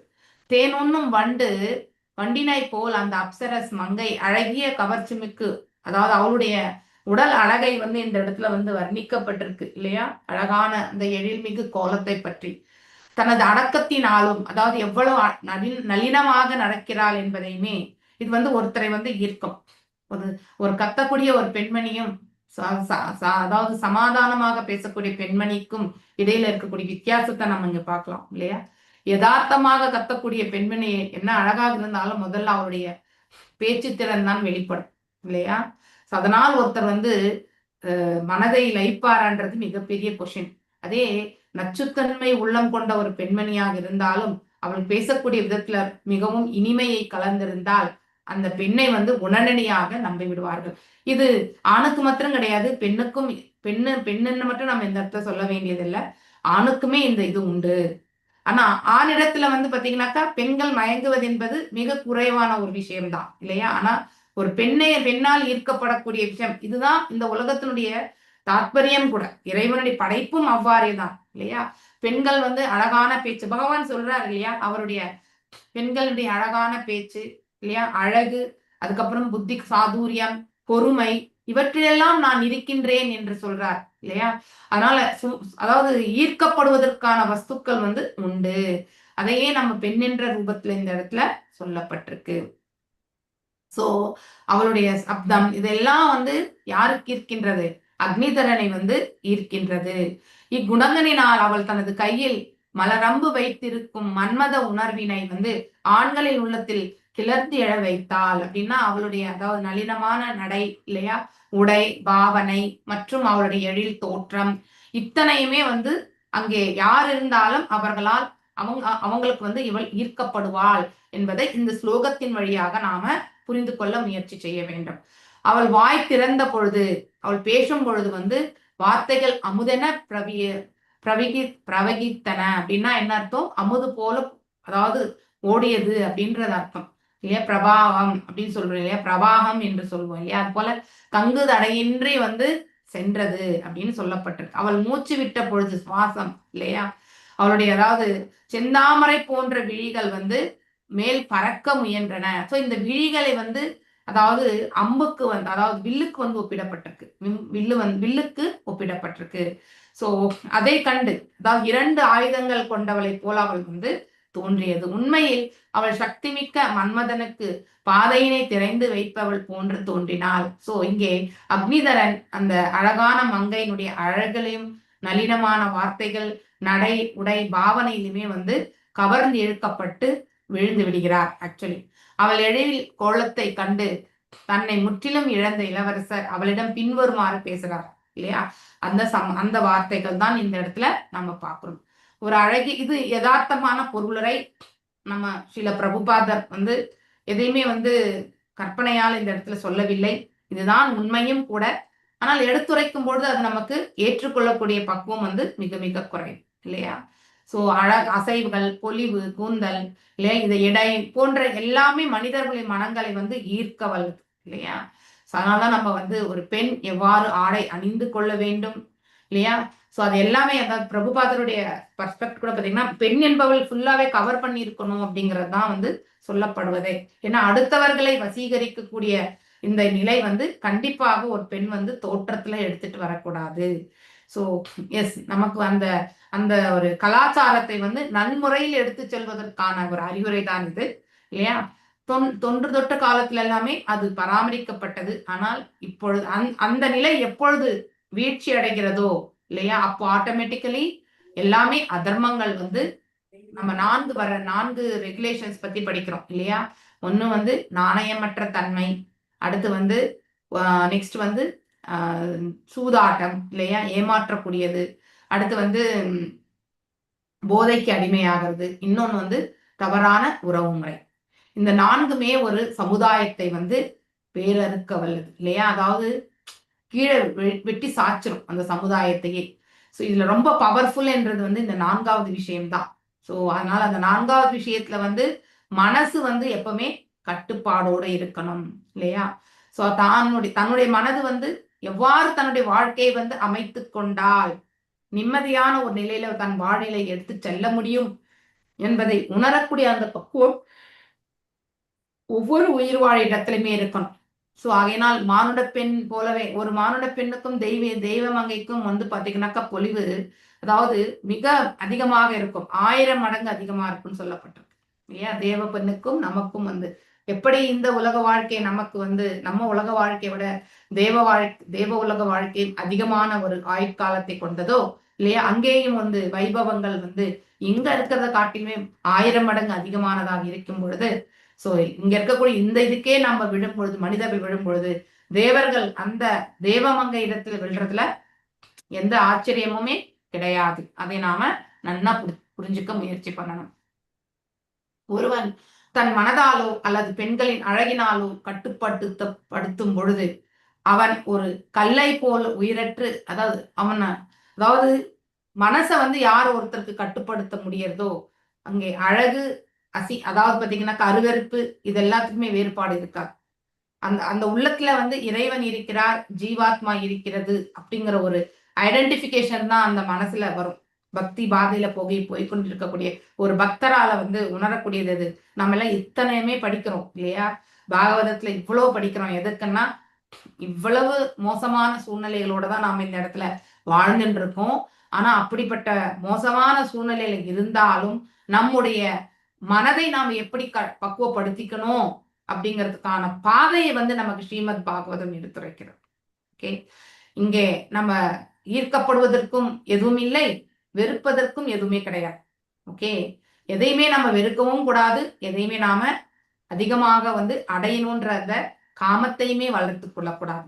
இரண்டுமே ஒரு சமபலனத்தோடு இருக்கக்கூடாது இல்லையா. எதையுமே ஏற்றுக்கொள்ளக்கூடிய பக்குவம் இருக்கணும். நமக்கு என்ன கிடைச்சிருக்கோ அதை வந்து அக்செப்ட் பண்ணிக்கக்கூடிய மனசு நமக்கு வரணும். அப்போ ஆட்டோமேட்டிக்கலி என்ன ஆகும்னாக்கா பக்குவமான நிலைக்கு போகும்பொழுது இந்த உலகாயுத விஷயங்கள்ல வந்து நமக்கு ஈடுபாடு வந்து குறைய ஆரம்பிக்கும். அந்த ஈடுபாடு என்ன நம்மளை பண்ணுது, மீண்டும் மீண்டும் இந்த இடத்துல பிறவி எடுக்கக்கூடிய ஒரு பாதையை வந்து நமக்கு ஏற்படுத்தக்கூடாது இல்லையா. எதன் மூலியமா, ஆசைகளினால் இந்த உலகாயுத ஆசைகளை வந்து அபிவிருத்தி செய்து விடுகிறது. அதெல்லாம் தான் நம்ம வந்து கட் பண்ணி போடணும். தேவையானதை மட்டுமே நாம வைத்துக்கொண்டு மிச்சம் இருக்கிறத பத்தி எல்லாம் நம்ம பெருசா யோசிக்காத ஒரு மனசை எடுத்துட்டு போகணும் இல்லையா. ஆனா அதற்கு நம்ம மனசு இறைவன் தாள் பணியும் பொழுது மட்டும்தான் இந்த பக்குவமே வரும். எப்போது ஹையஸ்ட் அத்தாரிட்டி இல்லையா, ஹையர் டேஸ்டுக்கு நாம போகும்பொழுது, உயர்வான ஒரு ருச்சியை வந்து நாம வந்து உணர ஆரம்பிக்கும் பொழுது இந்த தாழ்வான ருச்சிகளை வந்து அந்த தாழ்வான ருச்சிகளிலிருந்து நாம விடுதலை பெற முடியும். இல்லைன்னா இந்த தாழ்வான ருச்சிகள்லயே நாம வந்து ஈடுபடுத்தி கொண்டு மிக இழிவான ஒரு பிறவியை தேடிக்கக்கூடிய ஒரு நிலைக்கு தள்ளப்படுவோம் இல்லையா. சோ இந்த உலகிலே வந்து இவ்வாறு ஆன்மீக உலகிற்கான ஒருவனது உயர்ந்த நிலை அழகிய பெண்ணின் உடல் அமைப்பு மற்றும் அங்க அசைவுகளை பார்த்த மாத்திலே தடைப்படுகிறது இல்லையா. ஆன்மீகத்தில் யார் திளைக்கிறார்களோ, ஆனா ஆன்மீகம் என்பது என்ன, அனைத்து ஜீவன்களுமே இறைவன் படைப்பு இல்லையா. அந்த தளத்திலிருந்து ஒரு ஜீவனை நோக்கும் பொழுது அங்கே காம இச்சை என்பது இருக்காது இல்லையா. அதுவும் ஒரு ஜீவன் தான், நம்மள போல ஒரு ஜீவன் இல்லையா. சோ அங்கே அன்பு மட்டும்தான் கொள்ளணும் அப்படிங்கிற ஒரு நிலை இருக்கும் இல்லையா. அதனால்தான் சைத்தன்ய மகாபிரபு சொல்றார், அழகிய பெண்களின் கவர்ச்சி மற்றும் இன்றைய உலக போக்கில் பக்தர்கள் அனைவரும் எச்சரிக்கையுடன் இருக்க வேண்டும் என்று அவர் அறிவுறுத்துகிறார். ஆக்சுவலி இந்த ஸ்லோகம் கூட அதுதான் இல்லையா. ஸ்ரீ சைத்தன்ய மகாபிரபு வந்து அதாவது பிரதாப்ருத்ர மன்னரை பார்ப்பதற்கு கூட மறுத்தார். ஏன்னா அவர் செல்வம், ஒரு சாது வந்து இந்த மாதிரியான தனிமையான விஷயங்கள் எல்லாத்தையுமே வந்து தவிர்க்க வேண்டிய ஒன்று அவர் இல்லையா. மேலும் செல்வத்தின் தரப்பில் அவர் வந்து ஈர்க்கப்படாமல் இருக்க வேண்டும். அப்பதான் அவங்க வந்து சாதுக்களை, சோ எங்கே நமக்கு வந்து அனுகிரகம் கிடைக்கிறதோ அங்கே சென்று நாம சாதுக்கள் அமரும் பொழுது என்ன ஆகுதுனாக்கா அந்த இடம் வந்து அவர் வந்து சஞ்சலம் அடைகிறது இல்லையா. சோ அங்கே பொதுவான நோக்கம் என்பதை அழித்து தன்னுடைய புலனுகர்ச்சிக்கான செயல்களுக்கு அவர்கள் வந்து ஈர்க்கப்படுகிறார்கள். சோ அதனால அந்த மாதிரி விஷயங்களை வந்து தவிர்ப்பதற்கு அவர்களுக்கு சாத்தியக்கூறுகள் கிடைக்கிறது கிடையாது. அதனாலதான் பிரதாபருத்த மன்னனை வந்து கடைசி வரைக்குமே பார்க்கறதுக்கு வந்து அவர் வந்து ஒத்துக்கவே இல்லை. ஆனா பிரதாபருத்ர மன்னன் வந்து ஒரு சிறந்த பக்தன். இந்த பூரி ஜெகநாதருடைய ரத இருக்கு இல்லையா, அன்றைய அந்த பொழுதுல வந்து அவர் வந்து தெரு வந்து பெருக்கின்று இருந்தாராம் இல்லையா. அதை வந்து பார்த்த அதாவது சைத்தன்ய மகாபிரபு இவ்வளவு ஒரு பக்தி இருக்கு அப்படிங்கிறது வந்து அவரால் புரிஞ்சுக்க முடிஞ்சது. அதன் பிறகு அவர் வந்து யார் மூலியமா அவர் வந்து சைத்தன்ய மகாபிரபு தரிசனம் பெற்றார். அவருக்கும் ஒரு குழந்தை வந்து கிருஷ்ணரை போல எழில்மிக்க ஒரு குழந்தை இல்லையா, அந்த கருநீலம் இல்லையா, அந்த அந்த அந்த மேனியோடு பிறந்த அந்த குழந்தை வந்து அவரிடத்தில் ஆசி பெறுவதற்காக எடுத்து வரப்பட்டது. அப்போ கிருஷ்ணரையே பார்த்த ஒரு பாவத்தை அவர் கொண்டார் இல்லையா. அதன் பிறகுதான் வந்து அவரை வந்து பார்க்கறதுக்குமே வந்து அதாவது சம்மதித்தார். பிரதாபருத்ரன் மன்னரை வந்து அவருடைய பாதங்கள் சேவை செய்யும் பொழுதுதான் வந்து அது புரிஞ்சது இல்லையா. நீங்க சைத்தன்ய சரிதாமிரதத்துல படிச்சிருக்கீங்களா? இந்த பாகம் வந்துதான் இது வரைக்கும். ஹரே கிருஷ்ணா. சாப்டர் எல்லாம் படிச்சிட்டோம் இந்த சாப்டர்லாம். சரி, யாராவது சொல்லுங்க. பாஸ்ட் டைம் சொல்லுங்க. எப்படி பிரதாபருத்த மன்னர் விஜயகுமாரி வினித கேசவி மாதாஜி சொல்லுங்க. ஹரே கிருஷ்ணா. காலெல்லாம் பிடிச்சு விடுறாங்க. Yes yes, I want the entire. ஏன்னா நான் படிக்கல, நீங்க படிச்சிருக்கீங்க. படிச்சேன் மாதாஜி. இப்போ ஒரு 1 month 2 monthக்குள்ள தான் மாதாஜி படிச்சேன். இன்னைக்கு காலையில கூட கேட்டாங்க மாதாஜி, ராதிகா மாதாஜி. ஓகே, சொல்லுங்க ஜெயந்தி மாதாஜி, நீங்க தான் சொல்லுங்க, உங்களால முடிஞ்சது சொல்லுங்க. மாதாஜி பிரதாபருத்தர் வந்து மாதாஜி அவர் வந்து சைதன்யர்கிட்ட பக்தராகணும்னு சொல்லுவாங்க. இவர் வந்து மன்னர் வந்து மன்னரா பிரதாபருத்தர் மன்னரா பௌதிகத்துல இருக்கிறனால வந்து சைதன்யர் வந்து சம்மதிக்க மாட்டார் மாதாஜி. கடைசியில வந்து அவரை ரொம்பவுமே அவர் வந்து தங்க தொடப்பத்துல கொண்டு வந்து வீதியெல்லாம் கூட்டுவார் அந்த ரத யாத்திரை வரும்போது. அப்பவும் வந்து சரின்னு மனசுல நினைச்சுக்கிட்டு அப்புறம் கீர்த்தனை எல்லாம் பண்ணும்போது சைதன்யர் வந்து கீழே விழுகிற மாதிரி போவாரு. அப்ப வந்து பிரதாபருத்ரர் வந்து அவரை வந்து தாங்கி பிடிப்பாரு மாதாஜி. கொஞ்சம் வந்து அவர் மேல கருணை காட்டுவாரு மாதாஜி.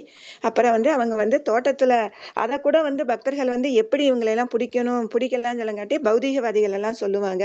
இருந்தாலும் வந்து அவங்க கிட்ட எதுக்காக என்னை தொட்டங்கன்னு கூட கேட்பாங்க மாதாஜி. அப்பவுமே வந்து அந்த பௌதிகத்துல வந்து நம்ம வந்து ஆசைப்படக்கூடாது, பக்தருக்கு கூட அந்த இருக்கக்கூடாது அப்படின்னு சொல்றதுக்காக அவங்க வந்து அந்த மாதிரி சொல்லுவாங்க மாதாஜி. கடைசியில அவங்க பையனை கூட்டிட்டு வரும்போது அந்த கண்கள் வந்து அந்த கிருஷ்ணரை பார்த்த மாதிரியே இருக்கும் அப்படின்னு சொல்லிட்டு அப்புறம் அவருடைய துணி எதையாவது கொடுங்கன்னு சைதன்யருடைய துணியை வச்சுட்டு அதை வந்து அவர் வந்து பக்தரா அவருடைய குருவா நினைச்சிட்டு இது பண்ணுவாங்க மாதாஜி. கடைசியில ஒரு தோட்டத்துல வந்து அவர் இளைப்பாறும் போது அவருக்கு காலெல்லாம் பிடிச்சிட்டு அவரை வந்து கடைசியில வந்து அவரை வந்து கட்டி பிடிச்சு நீயும் என்னுடைய பக்தர் தான் அப்படின்னு சொல்லிட்டு அவருக்கு பிரசாதம் எல்லாம் கொடுப்பாரு மாதாஜி. ஹரே கிருஷ்ணா மாதாஜி. தேங்க்யூ. அங்கே பிரதாபருத்ரனுடைய அதாவது பக்குவத்தை பார்க்கலாம் இல்லையா. அவர் பௌதீக நிலையிலிருந்து செயல்பட்டு கொண்டிருந்தாலும் அந்த பௌதீக ஆஸ்திகள் மீது அவருக்கு வந்து அதாவது ஈடுபாடு இல்லை இல்லையா. வெறும் நிமித்த மாத்திரமே தன்னுடைய அதாவது கடமை செய்து கொண்டிருந்தார். தான் அரச பதவியை வந்து ஆஸ்தியாக கருதவில்லை இல்லையா, ஒரு கடமையாக வந்து ஆற்றினார் என்பது வந்து இந்த இடத்துல நம்ம புரிஞ்சுக்கணும். அதை உணர்ந்த பிறகு வந்து சைத்தன்ய மகாபிரபுமே அவரை வந்து ஏற்றுக்கொண்டார் அப்படிங்கிறதுமே பார்த்தோம் நம்ம இல்லையா. சோ இப்படி நம்ம மேலும் பெண்களின் கவர்ச்சி அவரை கூடவே இருந்த யார் அது, சோட்டா ஹரிதாஸ் இல்லையா. சோ ஒரு பெண்ணை வந்து பார்த்ததுனாலே அவரை வந்து நீ சென்று நீ வந்து தற்கொலை கூட செய்துக்கலான்ற அதாவது க்ளோஸ் சர்க்கிள் இருந்த அந்த காரியதரிசியா இருந்த அவரை வந்து வெளியேற்றி விட்டார் சைத்தன்ய மகாபிரபு இல்லையா. அதனாலதான் இன்றைக்கு வரைக்கும் கூட வந்து இஸ்கான் இயக்கத்துல பாத்தீங்கன்னாக்கா நம்ம வந்து ஒரு குரு மகாராஜுக்கு மாலை சாற்றக்கூடியதோ பெண்களுக்கு வந்து அருகில் வந்து கொடுக்கறது கிடையாது. இன்றைக்கு வரைக்குமே அது வந்து பின்பற்றப்படுகிறது. ஸோ வெறுமனே பிரபுஜிஸ் மட்டும்தான் ஹேண்டில் பண்ணுவாங்க இல்லையா. மாதாஜிஸ்க்கு வந்து அந்த வாய்ப்பு என்பது கிடையாது. Because of the one thing, because அந்த நிஷ்டை என்பது எத்தருணத்திலுமே வந்து அது வந்து தடை கற்களாக வந்து நிற்கக்கூடாது என்பதை வந்து தவிர்க்க வேண்டிய ஒன்றை வந்து ஒரு கிரவுண்ட் ரூல் இல்லையா, ஒரு ரிலீஜியஸ் பிரின்சிபலாவே வந்து ஃபாலோ பண்ண வேண்டியதுதான். அதனாலதான் ஒரு ஆச்சாரியா ஒரு குரு வந்து ஸோ மாதாஜிஸ் கிட்ட வந்து செய்யறதுக்கான அந்த இதை வந்து வாய்ப்பை வந்து கொடுக்க மாட்டாங்க இல்லையா. ஆனா பேக்ரவுண்ட்ல பாத்தீங்கன்னாக்கா ஒரு குருவுக்கு சமைக்கிறது இல்லையா, எல்லாத்தையும் எடுத்து வைக்கிறது இல்லையா, நைவேத்தியம் பண்றதுக்கு எல்லாத்துமே ப்ரிப்பரேஷன் மாதாஜிஸ்க்கு உண்டு. ஆனா அந்த கிட்ட போய் செய்யக்கூடிய அந்த சேவைகள் வந்து பெண்களுக்கு கிடையாது. அது டு மெயின்டைன் த ஆஸ்டாரிட்டி இல்லையா, அந்த தவ வாழ்க்கையை வந்து அதை வந்து தக்க வச்சுக்கணும் எப்பவுமே இல்லையா, அதை வந்து அப்படியே எடுத்துட்டு போகணும். அதற்காகத்தான் அந்த ப்ராசஸ் எல்லாம் ஃபாலோ பண்ணணும். நிகிஞ்சனஷ்ய பகவத் பஜனோ முகஷ்ய பாரம்பரம் ஜிகிமிஷ்யோர் பவோ சாகரஸ்ய பவசாகரம். இந்த சம்சார சாகரம் என்பது பவசாகரம் என்று சொல்லப்படுவது. சந்தர்ஷனம் விஷயினாம் அதயோஷிதாம் ச ஆஹந்தஹந்த விஷபக்ஷனோ அபி அசாது. அதாவது அந்தோ அறியாமை கடல் பவசாகரம் இல்லையா, கடலை கடப்பதில் மிகுந்த ஆர்வமுடைய உலகியல் நோக்கம் எதுவும் இன்றி அப்படின்னா இந்த பௌதிக உலகத்துல ஏற்படக்கூடிய லாப நஷ்டங்களை பற்றி எதுவுமே இன்றி பகவானின் உன்னத அன்பு தொண்டில் ஈடுபட்டு இருக்கும் ஒருவன் இல்லையா, அப்படிப்பட்ட ஒரு மனதோடு பக்குவத்தோடு செயல்பட்டு கொண்டிருக்கக்கூடிய ஒரு நபர் பலம் தரும் செயல்களில் ஈடுபட்டிருக்கும் ஒரு லோகாயுதவாதியை பார்ப்பது எந்த அளவுக்கு இதை நம்ம we need to realize.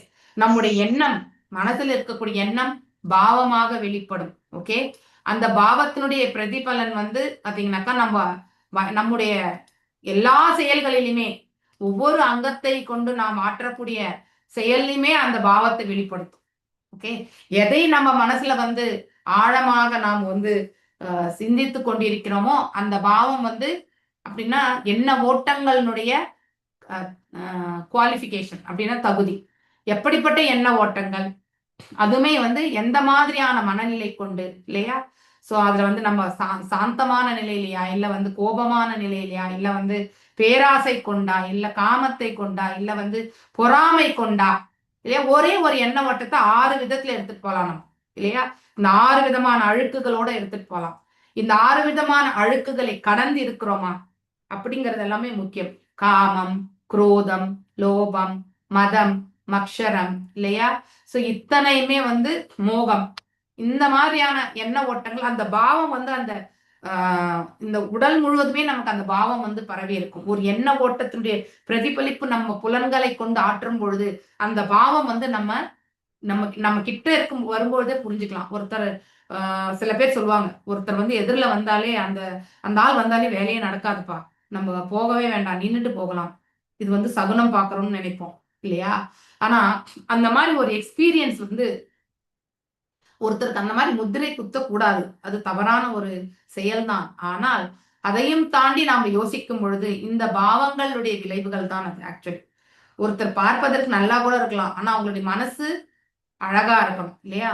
வெளிப்புற தோற்றத்தை காட்டிலும் உட்புற அழகு என்பது மிக மிக முக்கியமானது. ஏன்னா அந்த உட்புற அழகு வெளியில தெரியறதே கிடையாது, ஆனா அவருடைய செயல்கள்ல நமக்கு வந்து தெரியாது. ஓகே, சோ அந்த செயல்பாடினால்தான் அவங்களை சுத்தி இருக்கக்கூடிய அந்த வைப்ரேஷன் தான் நமக்கு வந்து இம்பாக்ட் ஆகுறது இல்லையா. நாம் எந்த மாதிரி செயல்களை நாம வந்து செயல்படுத்தினோம், எவ்வாறு அந்த செயல்களை நாம் எடுத்து செல்கின்றோம், இதெல்லாம் ரொம்ப முக்கியம். What action we are performing இல்லையா, அடுத்து வந்து how we are performing the action. இது ரெண்டுமே நம்ம ஒரு செயலை எடுத்துட்டு போக முடியும். அந்த ஒரு செயலையும் எந்த செயலை செய்கின்றோம் அதை கொண்டு அந்த பாவத்தை நாம கண்டிப்பா நம்ம இடத்துல நிலைப்படுத்தி கொள்கின்றோம்.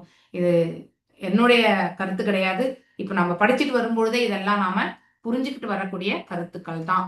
அதனால வந்து ஒருத்தரால ஈர்க்கப்படுவதும் ஒருத்தரால வெறுக்கப்படுவதும் இல்லையா, நாம ஆற்றக்கூடிய செயலும் அவர்கள் நமக்கு இடத்துல நடந்து கொள்ள விதம், இதெல்லாம் தான் மூல காரணம்.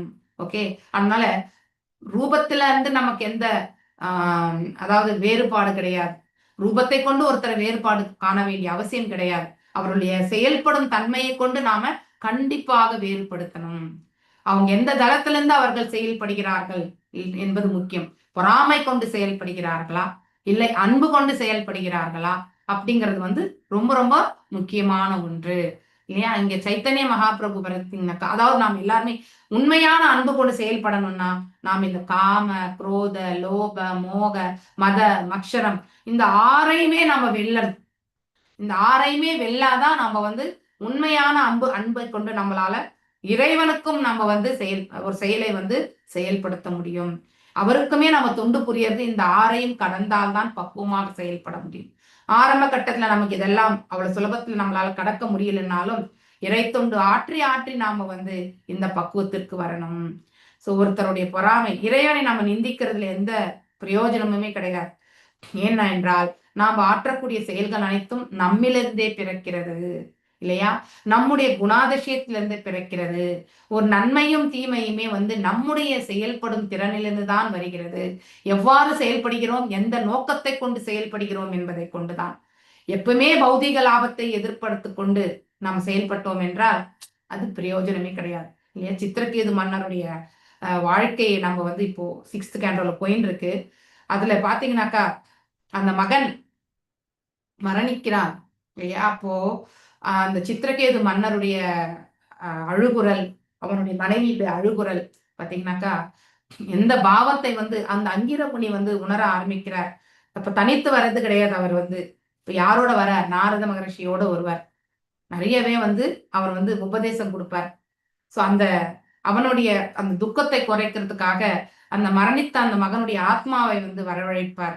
சோ அப்போ இவர் மகனே மகனே என்று அழும் பொழுது, நான் யாருக்கு மகன் என்று அந்த குழந்தை அந்த ஆத்மா கேட்கும்.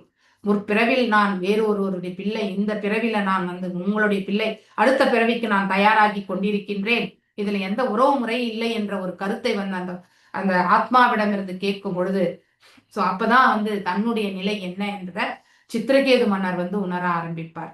ஓகே, சோ ஏன்னா அந்த கன்வின்ஸ் ஆகிறது கிடையாது. எந்த அளவுக்கு அடர்ந்த பிள்ளை பாசம் என்பது அந்த இடத்துல சித்திரகேது மன்னர் இடத்துல நாம தெரிஞ்சுக்கணும். இந்த ஜென்மத்தில் நமக்கு இருக்கக்கூடிய பிள்ளைகள் நம்முடைய கடமை ஆற்றுவதற்காக மட்டுமே நம்முடைய எல்லாமே எடுத்துட்டு போகணும். ஓகே, ரொம்பவுமே நாம வந்து அடர்ந்த அந்த இது வந்து எதிர்பார்ப்புகளை வந்து வச்சுக்க கூடாது. அதனால நமக்குத்தான் வந்து மன கஷ்டம், உடல் கஷ்டம் இல்லையா? அதாவது உடல் என்றால் நமக்கு வந்து ஆரோக்கியம் கேடு இது எல்லாமே வரும். நம்முடைய நிமித்த மாத்திரம் கடமை ஆற்றுவதற்கு நம்மள நாம வந்து தயார்படுத்திக்கணும். ஏன்னா இறைவனுக்கு தொண்டாற்றுவதே முதன்மை கடமையாக ஏற்றுக்கொள்ளும் பொழுது மிச்சம் எல்லாமே வந்து தானா பக்குவத்துக்கு வரும். அதை நாம பக்குவப்படுத்தணும்னு நினைக்க வேண்டிய அவசியமே கிடையாது. ஏனென்றால் நாம கொடுக்கிறது முதல் ஸ்தானம் இறைவனுக்கானது. இங்க இறைவனுடைய கிருபையின்றி நாம ஒரு வீடு வாசல் இல்லையா, பிள்ளைகள் எதுவுமே நமக்கு கிடைக்க பெற்றிருக்காது. அனைத்தும் அவருடைய கருணை. இவை அனைத்துமே அவருடைய ஆசிகள் தான். நம்ம சிறிது காலம் உபயோகப்படுத்தி விட்டு செல்வதற்காக மட்டுமே வந்திருக்கோம் இல்லையா? அதுவும் நம்முடைய பாவ பலன்களை அனுபவிக்கிறதுக்காகத்தான் இங்க வந்திருக்கோம். அப்படி இருக்கும் பட்சத்துல அதனோட நாம வந்து உரிமை கொண்டாடுவது என்பது, நித்தியமான ஒரு உரிமை கொண்டாடுவது என்பது தவறான ஒன்று இல்லையா? எப்பொழுது ஒரு ஜீவன் இதை உணர்ந்து கொள்கின்றானோ அப்போது ஆட்டோமேட்டிக்கலி தன்னுடைய கடமை இறைவனுடைய சித்தம் எதுவோ அது நிகழட்டும் என்று அதை ஏற்றுச் செல்லக்கூடிய மனப்பக்குவத்தை வளர்த்துக் கொள்கிறான். அப்பொழுது அவன் ஆற்றக்கூடிய செயலில் அனைத்துமே வந்து எதிர்பார்ப்புகளின்றி, மோகமின்றி, காமமின்றி, பொறாமையின்றி இல்லையா? சோ எதுவுமே இந்த மாதிரி 6 விதமான நிலைகளை கடந்து அவனுடைய செயலை வந்து அவனால பக்குவமாக ஆற்ற முடியும். அதைத்தான் இந்த இடத்துல சைத்தன்ய மகாபிரபு வந்து எடுத்துரைக்கிறார். நம்ம சங்கடமான ஒரு நிலையை வந்து ஏற்படுத்தக்கூடிய வஸ்துக்களை வந்து நாம் கண்டிப்பாக வந்து விலக்கி கொள்ள வேண்டும். அதாவது எப்படி விலக, நம்ம புலன்களை அதன் மேல் ஈர்க்கக்கூடிய அந்த தன்மையிலிருந்து நம்ம விலக்கி கொள்ளணும். எல்லாத்துக்கும் மூல காரணமே இந்த ஆசைதான் இல்லையா? இந்த ஆசையை வந்து நாம பக்தியின் தரப்புல மாற்றிக்கொள்ள வேண்டும். அப்பொழுது ஆட்டோமேட்டிக்கலி வந்து நம்முடைய மனசும் பக்குவத்திற்கு வரும். இல்லை என்றால் என்னுடைய மனைவி என்னுடைய மக்கள் அப்படிங்கிற ஒரே ஒரு கண்ணோட்டத்துல மட்டும்தான் நாம் செயல்பட்டு இருப்போம். அது நமக்கு இந்த பின்னி பிணையக்கூடிய வாழ்க்கை முறையை மீண்டும் ஒரு முறை கொடுக்கக்கூடிய வாய்ப்பை மட்டும் ஏற்படுத்தி கொடுக்கும். அவ்வளவுதான். சோ என்ன ரிசல்ட்ன்றது நாம் இங்கே நாம தெரிஞ்சுக்கலாம் இல்லையா?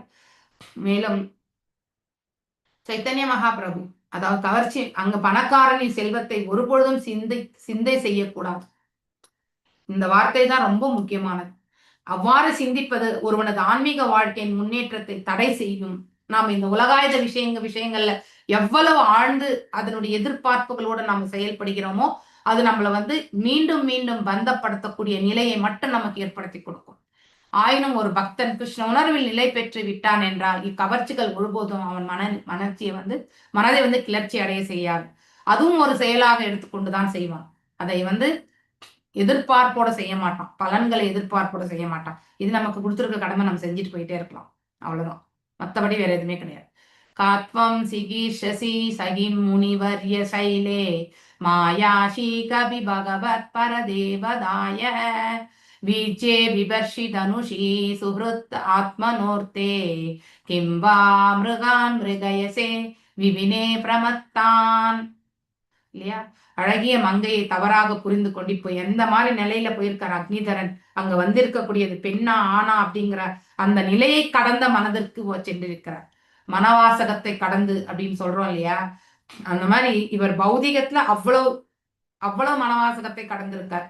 எப்பவுமே மனவாசகத்தை கடந்து செல்ல வேண்டியது ஆன்மீக பாதையில். அதற்காக தான் அங்கு தவ வாழ்க்கையை மேற்கொண்டார். ஆனால் இந்த இடத்துல மனவாசகம் எங்கு கடந்திருக்கிறது? அவருக்கு பௌதிகத்தின் மீது நிலை பெற்றிருக்கிறது. பார்த்தா அந்த 2 புருவங்களை இரண்டு ஆயுதங்களாக கருதுகிறார் இல்லையா? அங்க வந்திருக்கக்கூடிய அந்த மங்கையை பண்ணு நீ முனிவர்கள் முனி சிரேஷ்டரா அப்படின்ற நிலைக்கு கேட்கறதுக்கு போயிட்டார். சோ இம்மலைக்கு வந்த காரணம் என்ன? கொஷின்ஸ் பாருங்க. என்ன செய்ய விரும்புகின்றீர்? நீ முழுமுதற் கடவுளின் மாயா சக்திகளில் ஒருவரா? சோ அவரோட தவ வாழ்க்கையில ஒரு சிந்தனை என்னன்னாக்கா, இங்க வந்திருக்கிறது மாயையா அப்படின்ற சிந்திக்கக்கூடிய திறனையுமே அந்த தவ வாழ்க்கை கொடுத்திருக்கு. நான் இல்லாத வில் இல்லையா? அதாவது பாத்தீங்கன்னாக்கா அம்பு இல்லாத அந்த வில்லு 2 நீர் அதாவது வச்சிருக்கீங்க அப்படின்னா 2 வில்லு வச்சிருக்காங்க. 2 புருவங்களை பற்றி இந்த இடத்துல சொல்லப்பட்டிருக்கு. இவ்விரண்டை வைத்திருப்பதின் காரணம் என்ன? இது உமது நன்மைக்காகவா அல்லது உமது நண்பனின் நன்மைக்காகவா? ஒரு கால் இக்காட்டில் உள்ள வெறி பிடித்த மிருகங்களை கொல்வதற்காக நீ வைத்திருக்கின்றனர் போலும் இல்லையா? சோ இங்க இது எல்லாமே ஓமை. ஓகே, இத நம்முடைய வாழ்க்கை தளத்துல நாம் இதை கம்பேர் பண்ணிக்கணும். ஓகே, அக்னிதரனுடைய வாழ்க்கையில நாம் இதை கம்பேர் பண்ணி பார்ப்போம். அக்னிதரன் காட்டில் கடுமையான தவம் செய்து கொண்டிருந்த பொழுது பிரம்மதேவனால் அனுப்பி வைக்கப்பட்ட பூர்வ சித்தி என்னும் பெண்ணால் கவரப்பட்டார். இதுதான் உண்மை. ஓகே, காமைஸ்தை ஹிருதய ஞானா. அதாவது ஒருவனிடம் காம இச்சை எழும்பொழுது அவனுடைய புத்தி கண்டிப்பா மழுங்கி போயிடும். அவன் ஆற்றக்கூடிய செயல்கள் எதுவுமே அதாவது ஒரு இயல்பான நார்மலான ஒரு மனிதன் செய்யக்கூடிய செயலாக இருக்காது இல்லையா? அவன் தனக்கு என்ன விருப்பம் இருக்கிறதோ அதையே அவன் தர்மமாக அங்கு ஆற்றிக் கொண்டிருப்பான். அவ்வளவுதான். சோ அவனுடைய புத்தியை இழந்த பிறகு, ஒருத்தனுடைய புத்தி இழந்து விட்டா அவன் ஆற்றக்கூடிய செயல் கண்டிப்பாக தார்மீகத்தின் அடிப்படையில எடுத்துக்கொள்ள முடியாது. ஓகே, இங்கே மன கட்டுப்பாட்டை எடுத்து வர வேண்டியது தார்மீகத்தினுடைய அடிப்படை. ஆனா அங்கு கட்டுப்பாடற்ற நிலையில மனது அதாவது சஞ்சலம் அடையும் பொழுது அதற்கான விளைவுகளை நம்மளால எதையுமே எதிர்பார்க்க முடியாது. பக்குவமா தான் செயல்படும் இந்த மனசு நம்மளால சொல்ல முடியாது இல்லையா? அக்னிதரனும் தனது புத்தியை இழந்துவிட்ட காரணத்தினால் பூர்வ சித்தி ஒரு பெண்ணா அல்லது ஆனா என்றதை பத்தி கூட அவனால யோசிக்கக்கூடிய நிலைக்கு அவனால் ஸ்திரப்படுத்தி கொள்ள முடியவில்லை.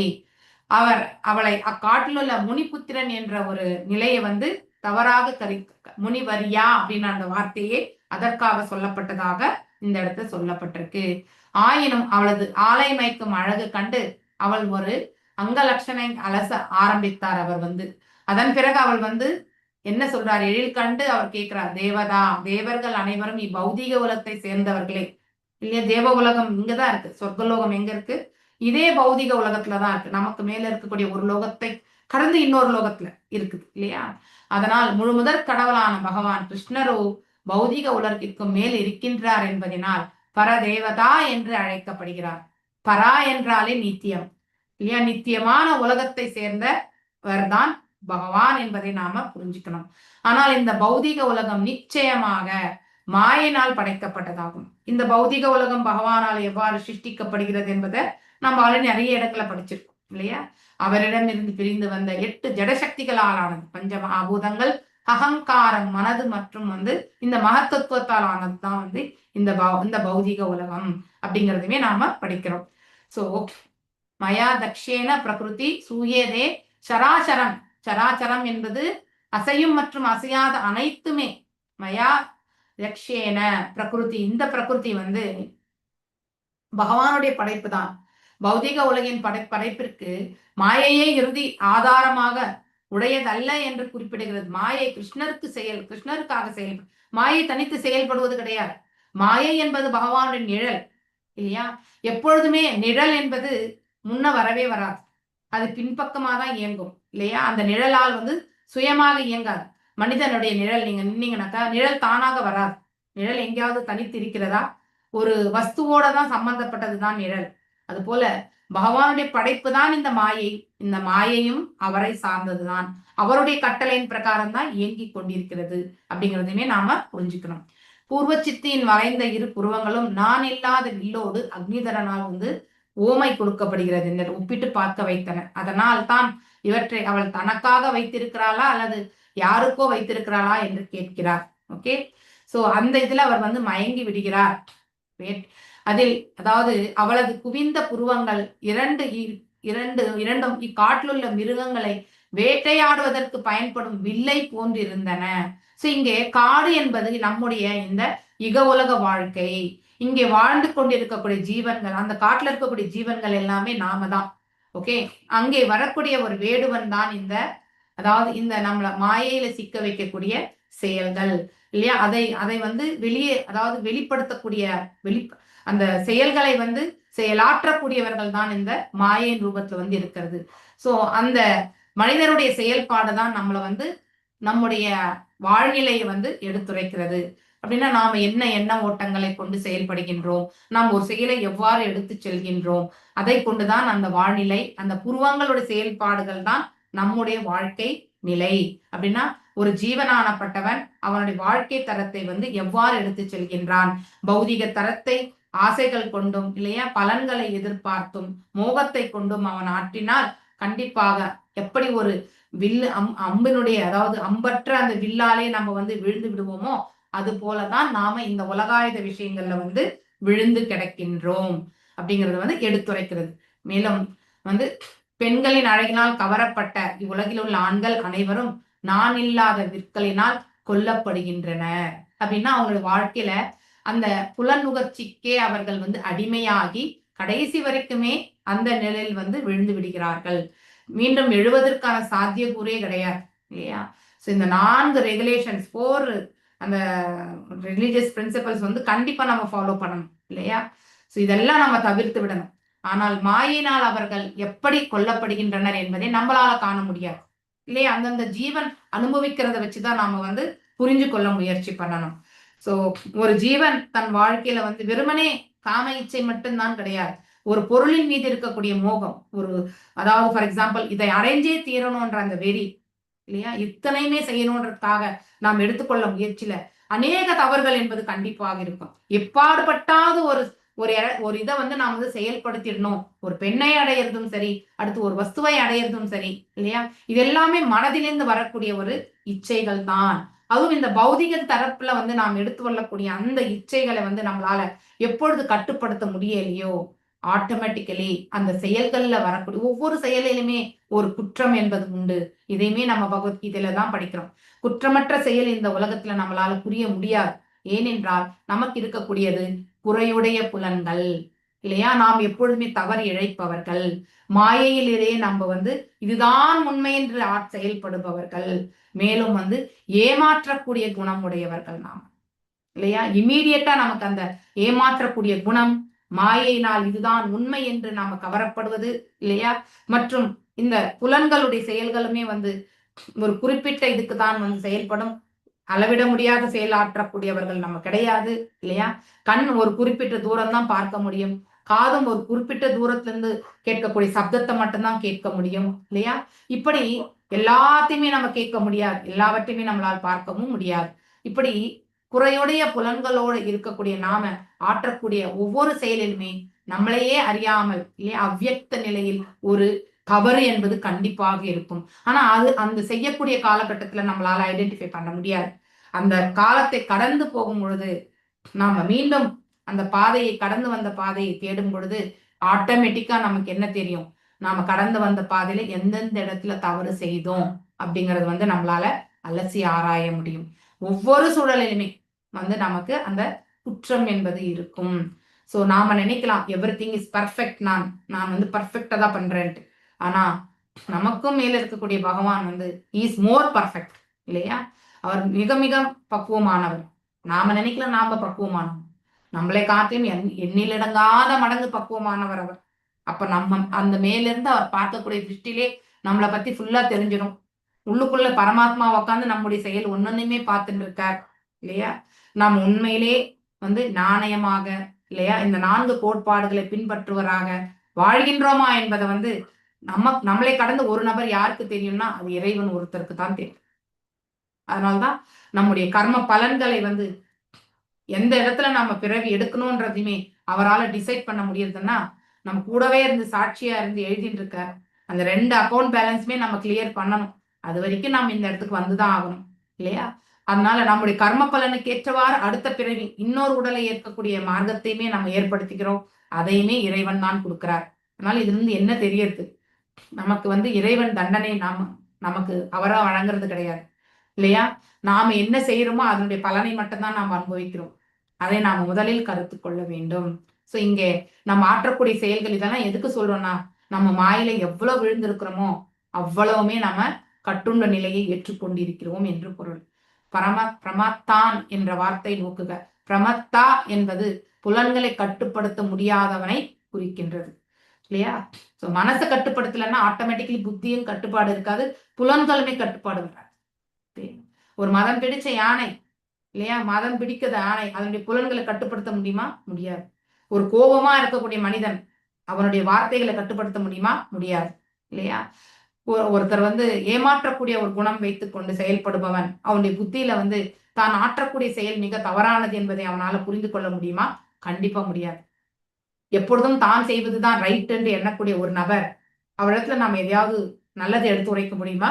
கண்டிப்பா முடியாது. இதெல்லாம் அஜ்ஞானம் இல்லையா?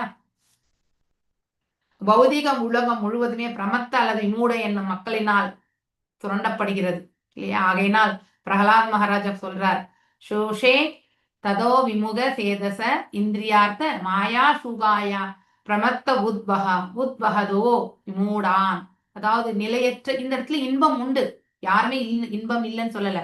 அப்படின்னா வெறுமனே புலன்களுடைய இன்பம் மட்டும் கிடையாது, அதாவது மனதளவுல இன்பம் கூட உண்டு இந்த இடத்துல இல்லையா? ஆனா அதுவே நிலையானதான இன்பம் எதுன்னா இறை தொண்டு ஒன்றுதான் நிலைத்த இன்பத்தை கொடுக்கும். வேற அனைத்துமே நம்மள வந்து தற்காலிகமான இன்பத்தை மட்டும்தான் கொடுக்கும் இல்லையே? இப்போ சுவையான ஒரு உணவு உண்கின்றோம் என்றால் ஃபர்ஸ்ட் வந்து நமக்கு பசியோடு இருக்கிறவனுக்கு வந்து 2 விதமான நிலைகள்.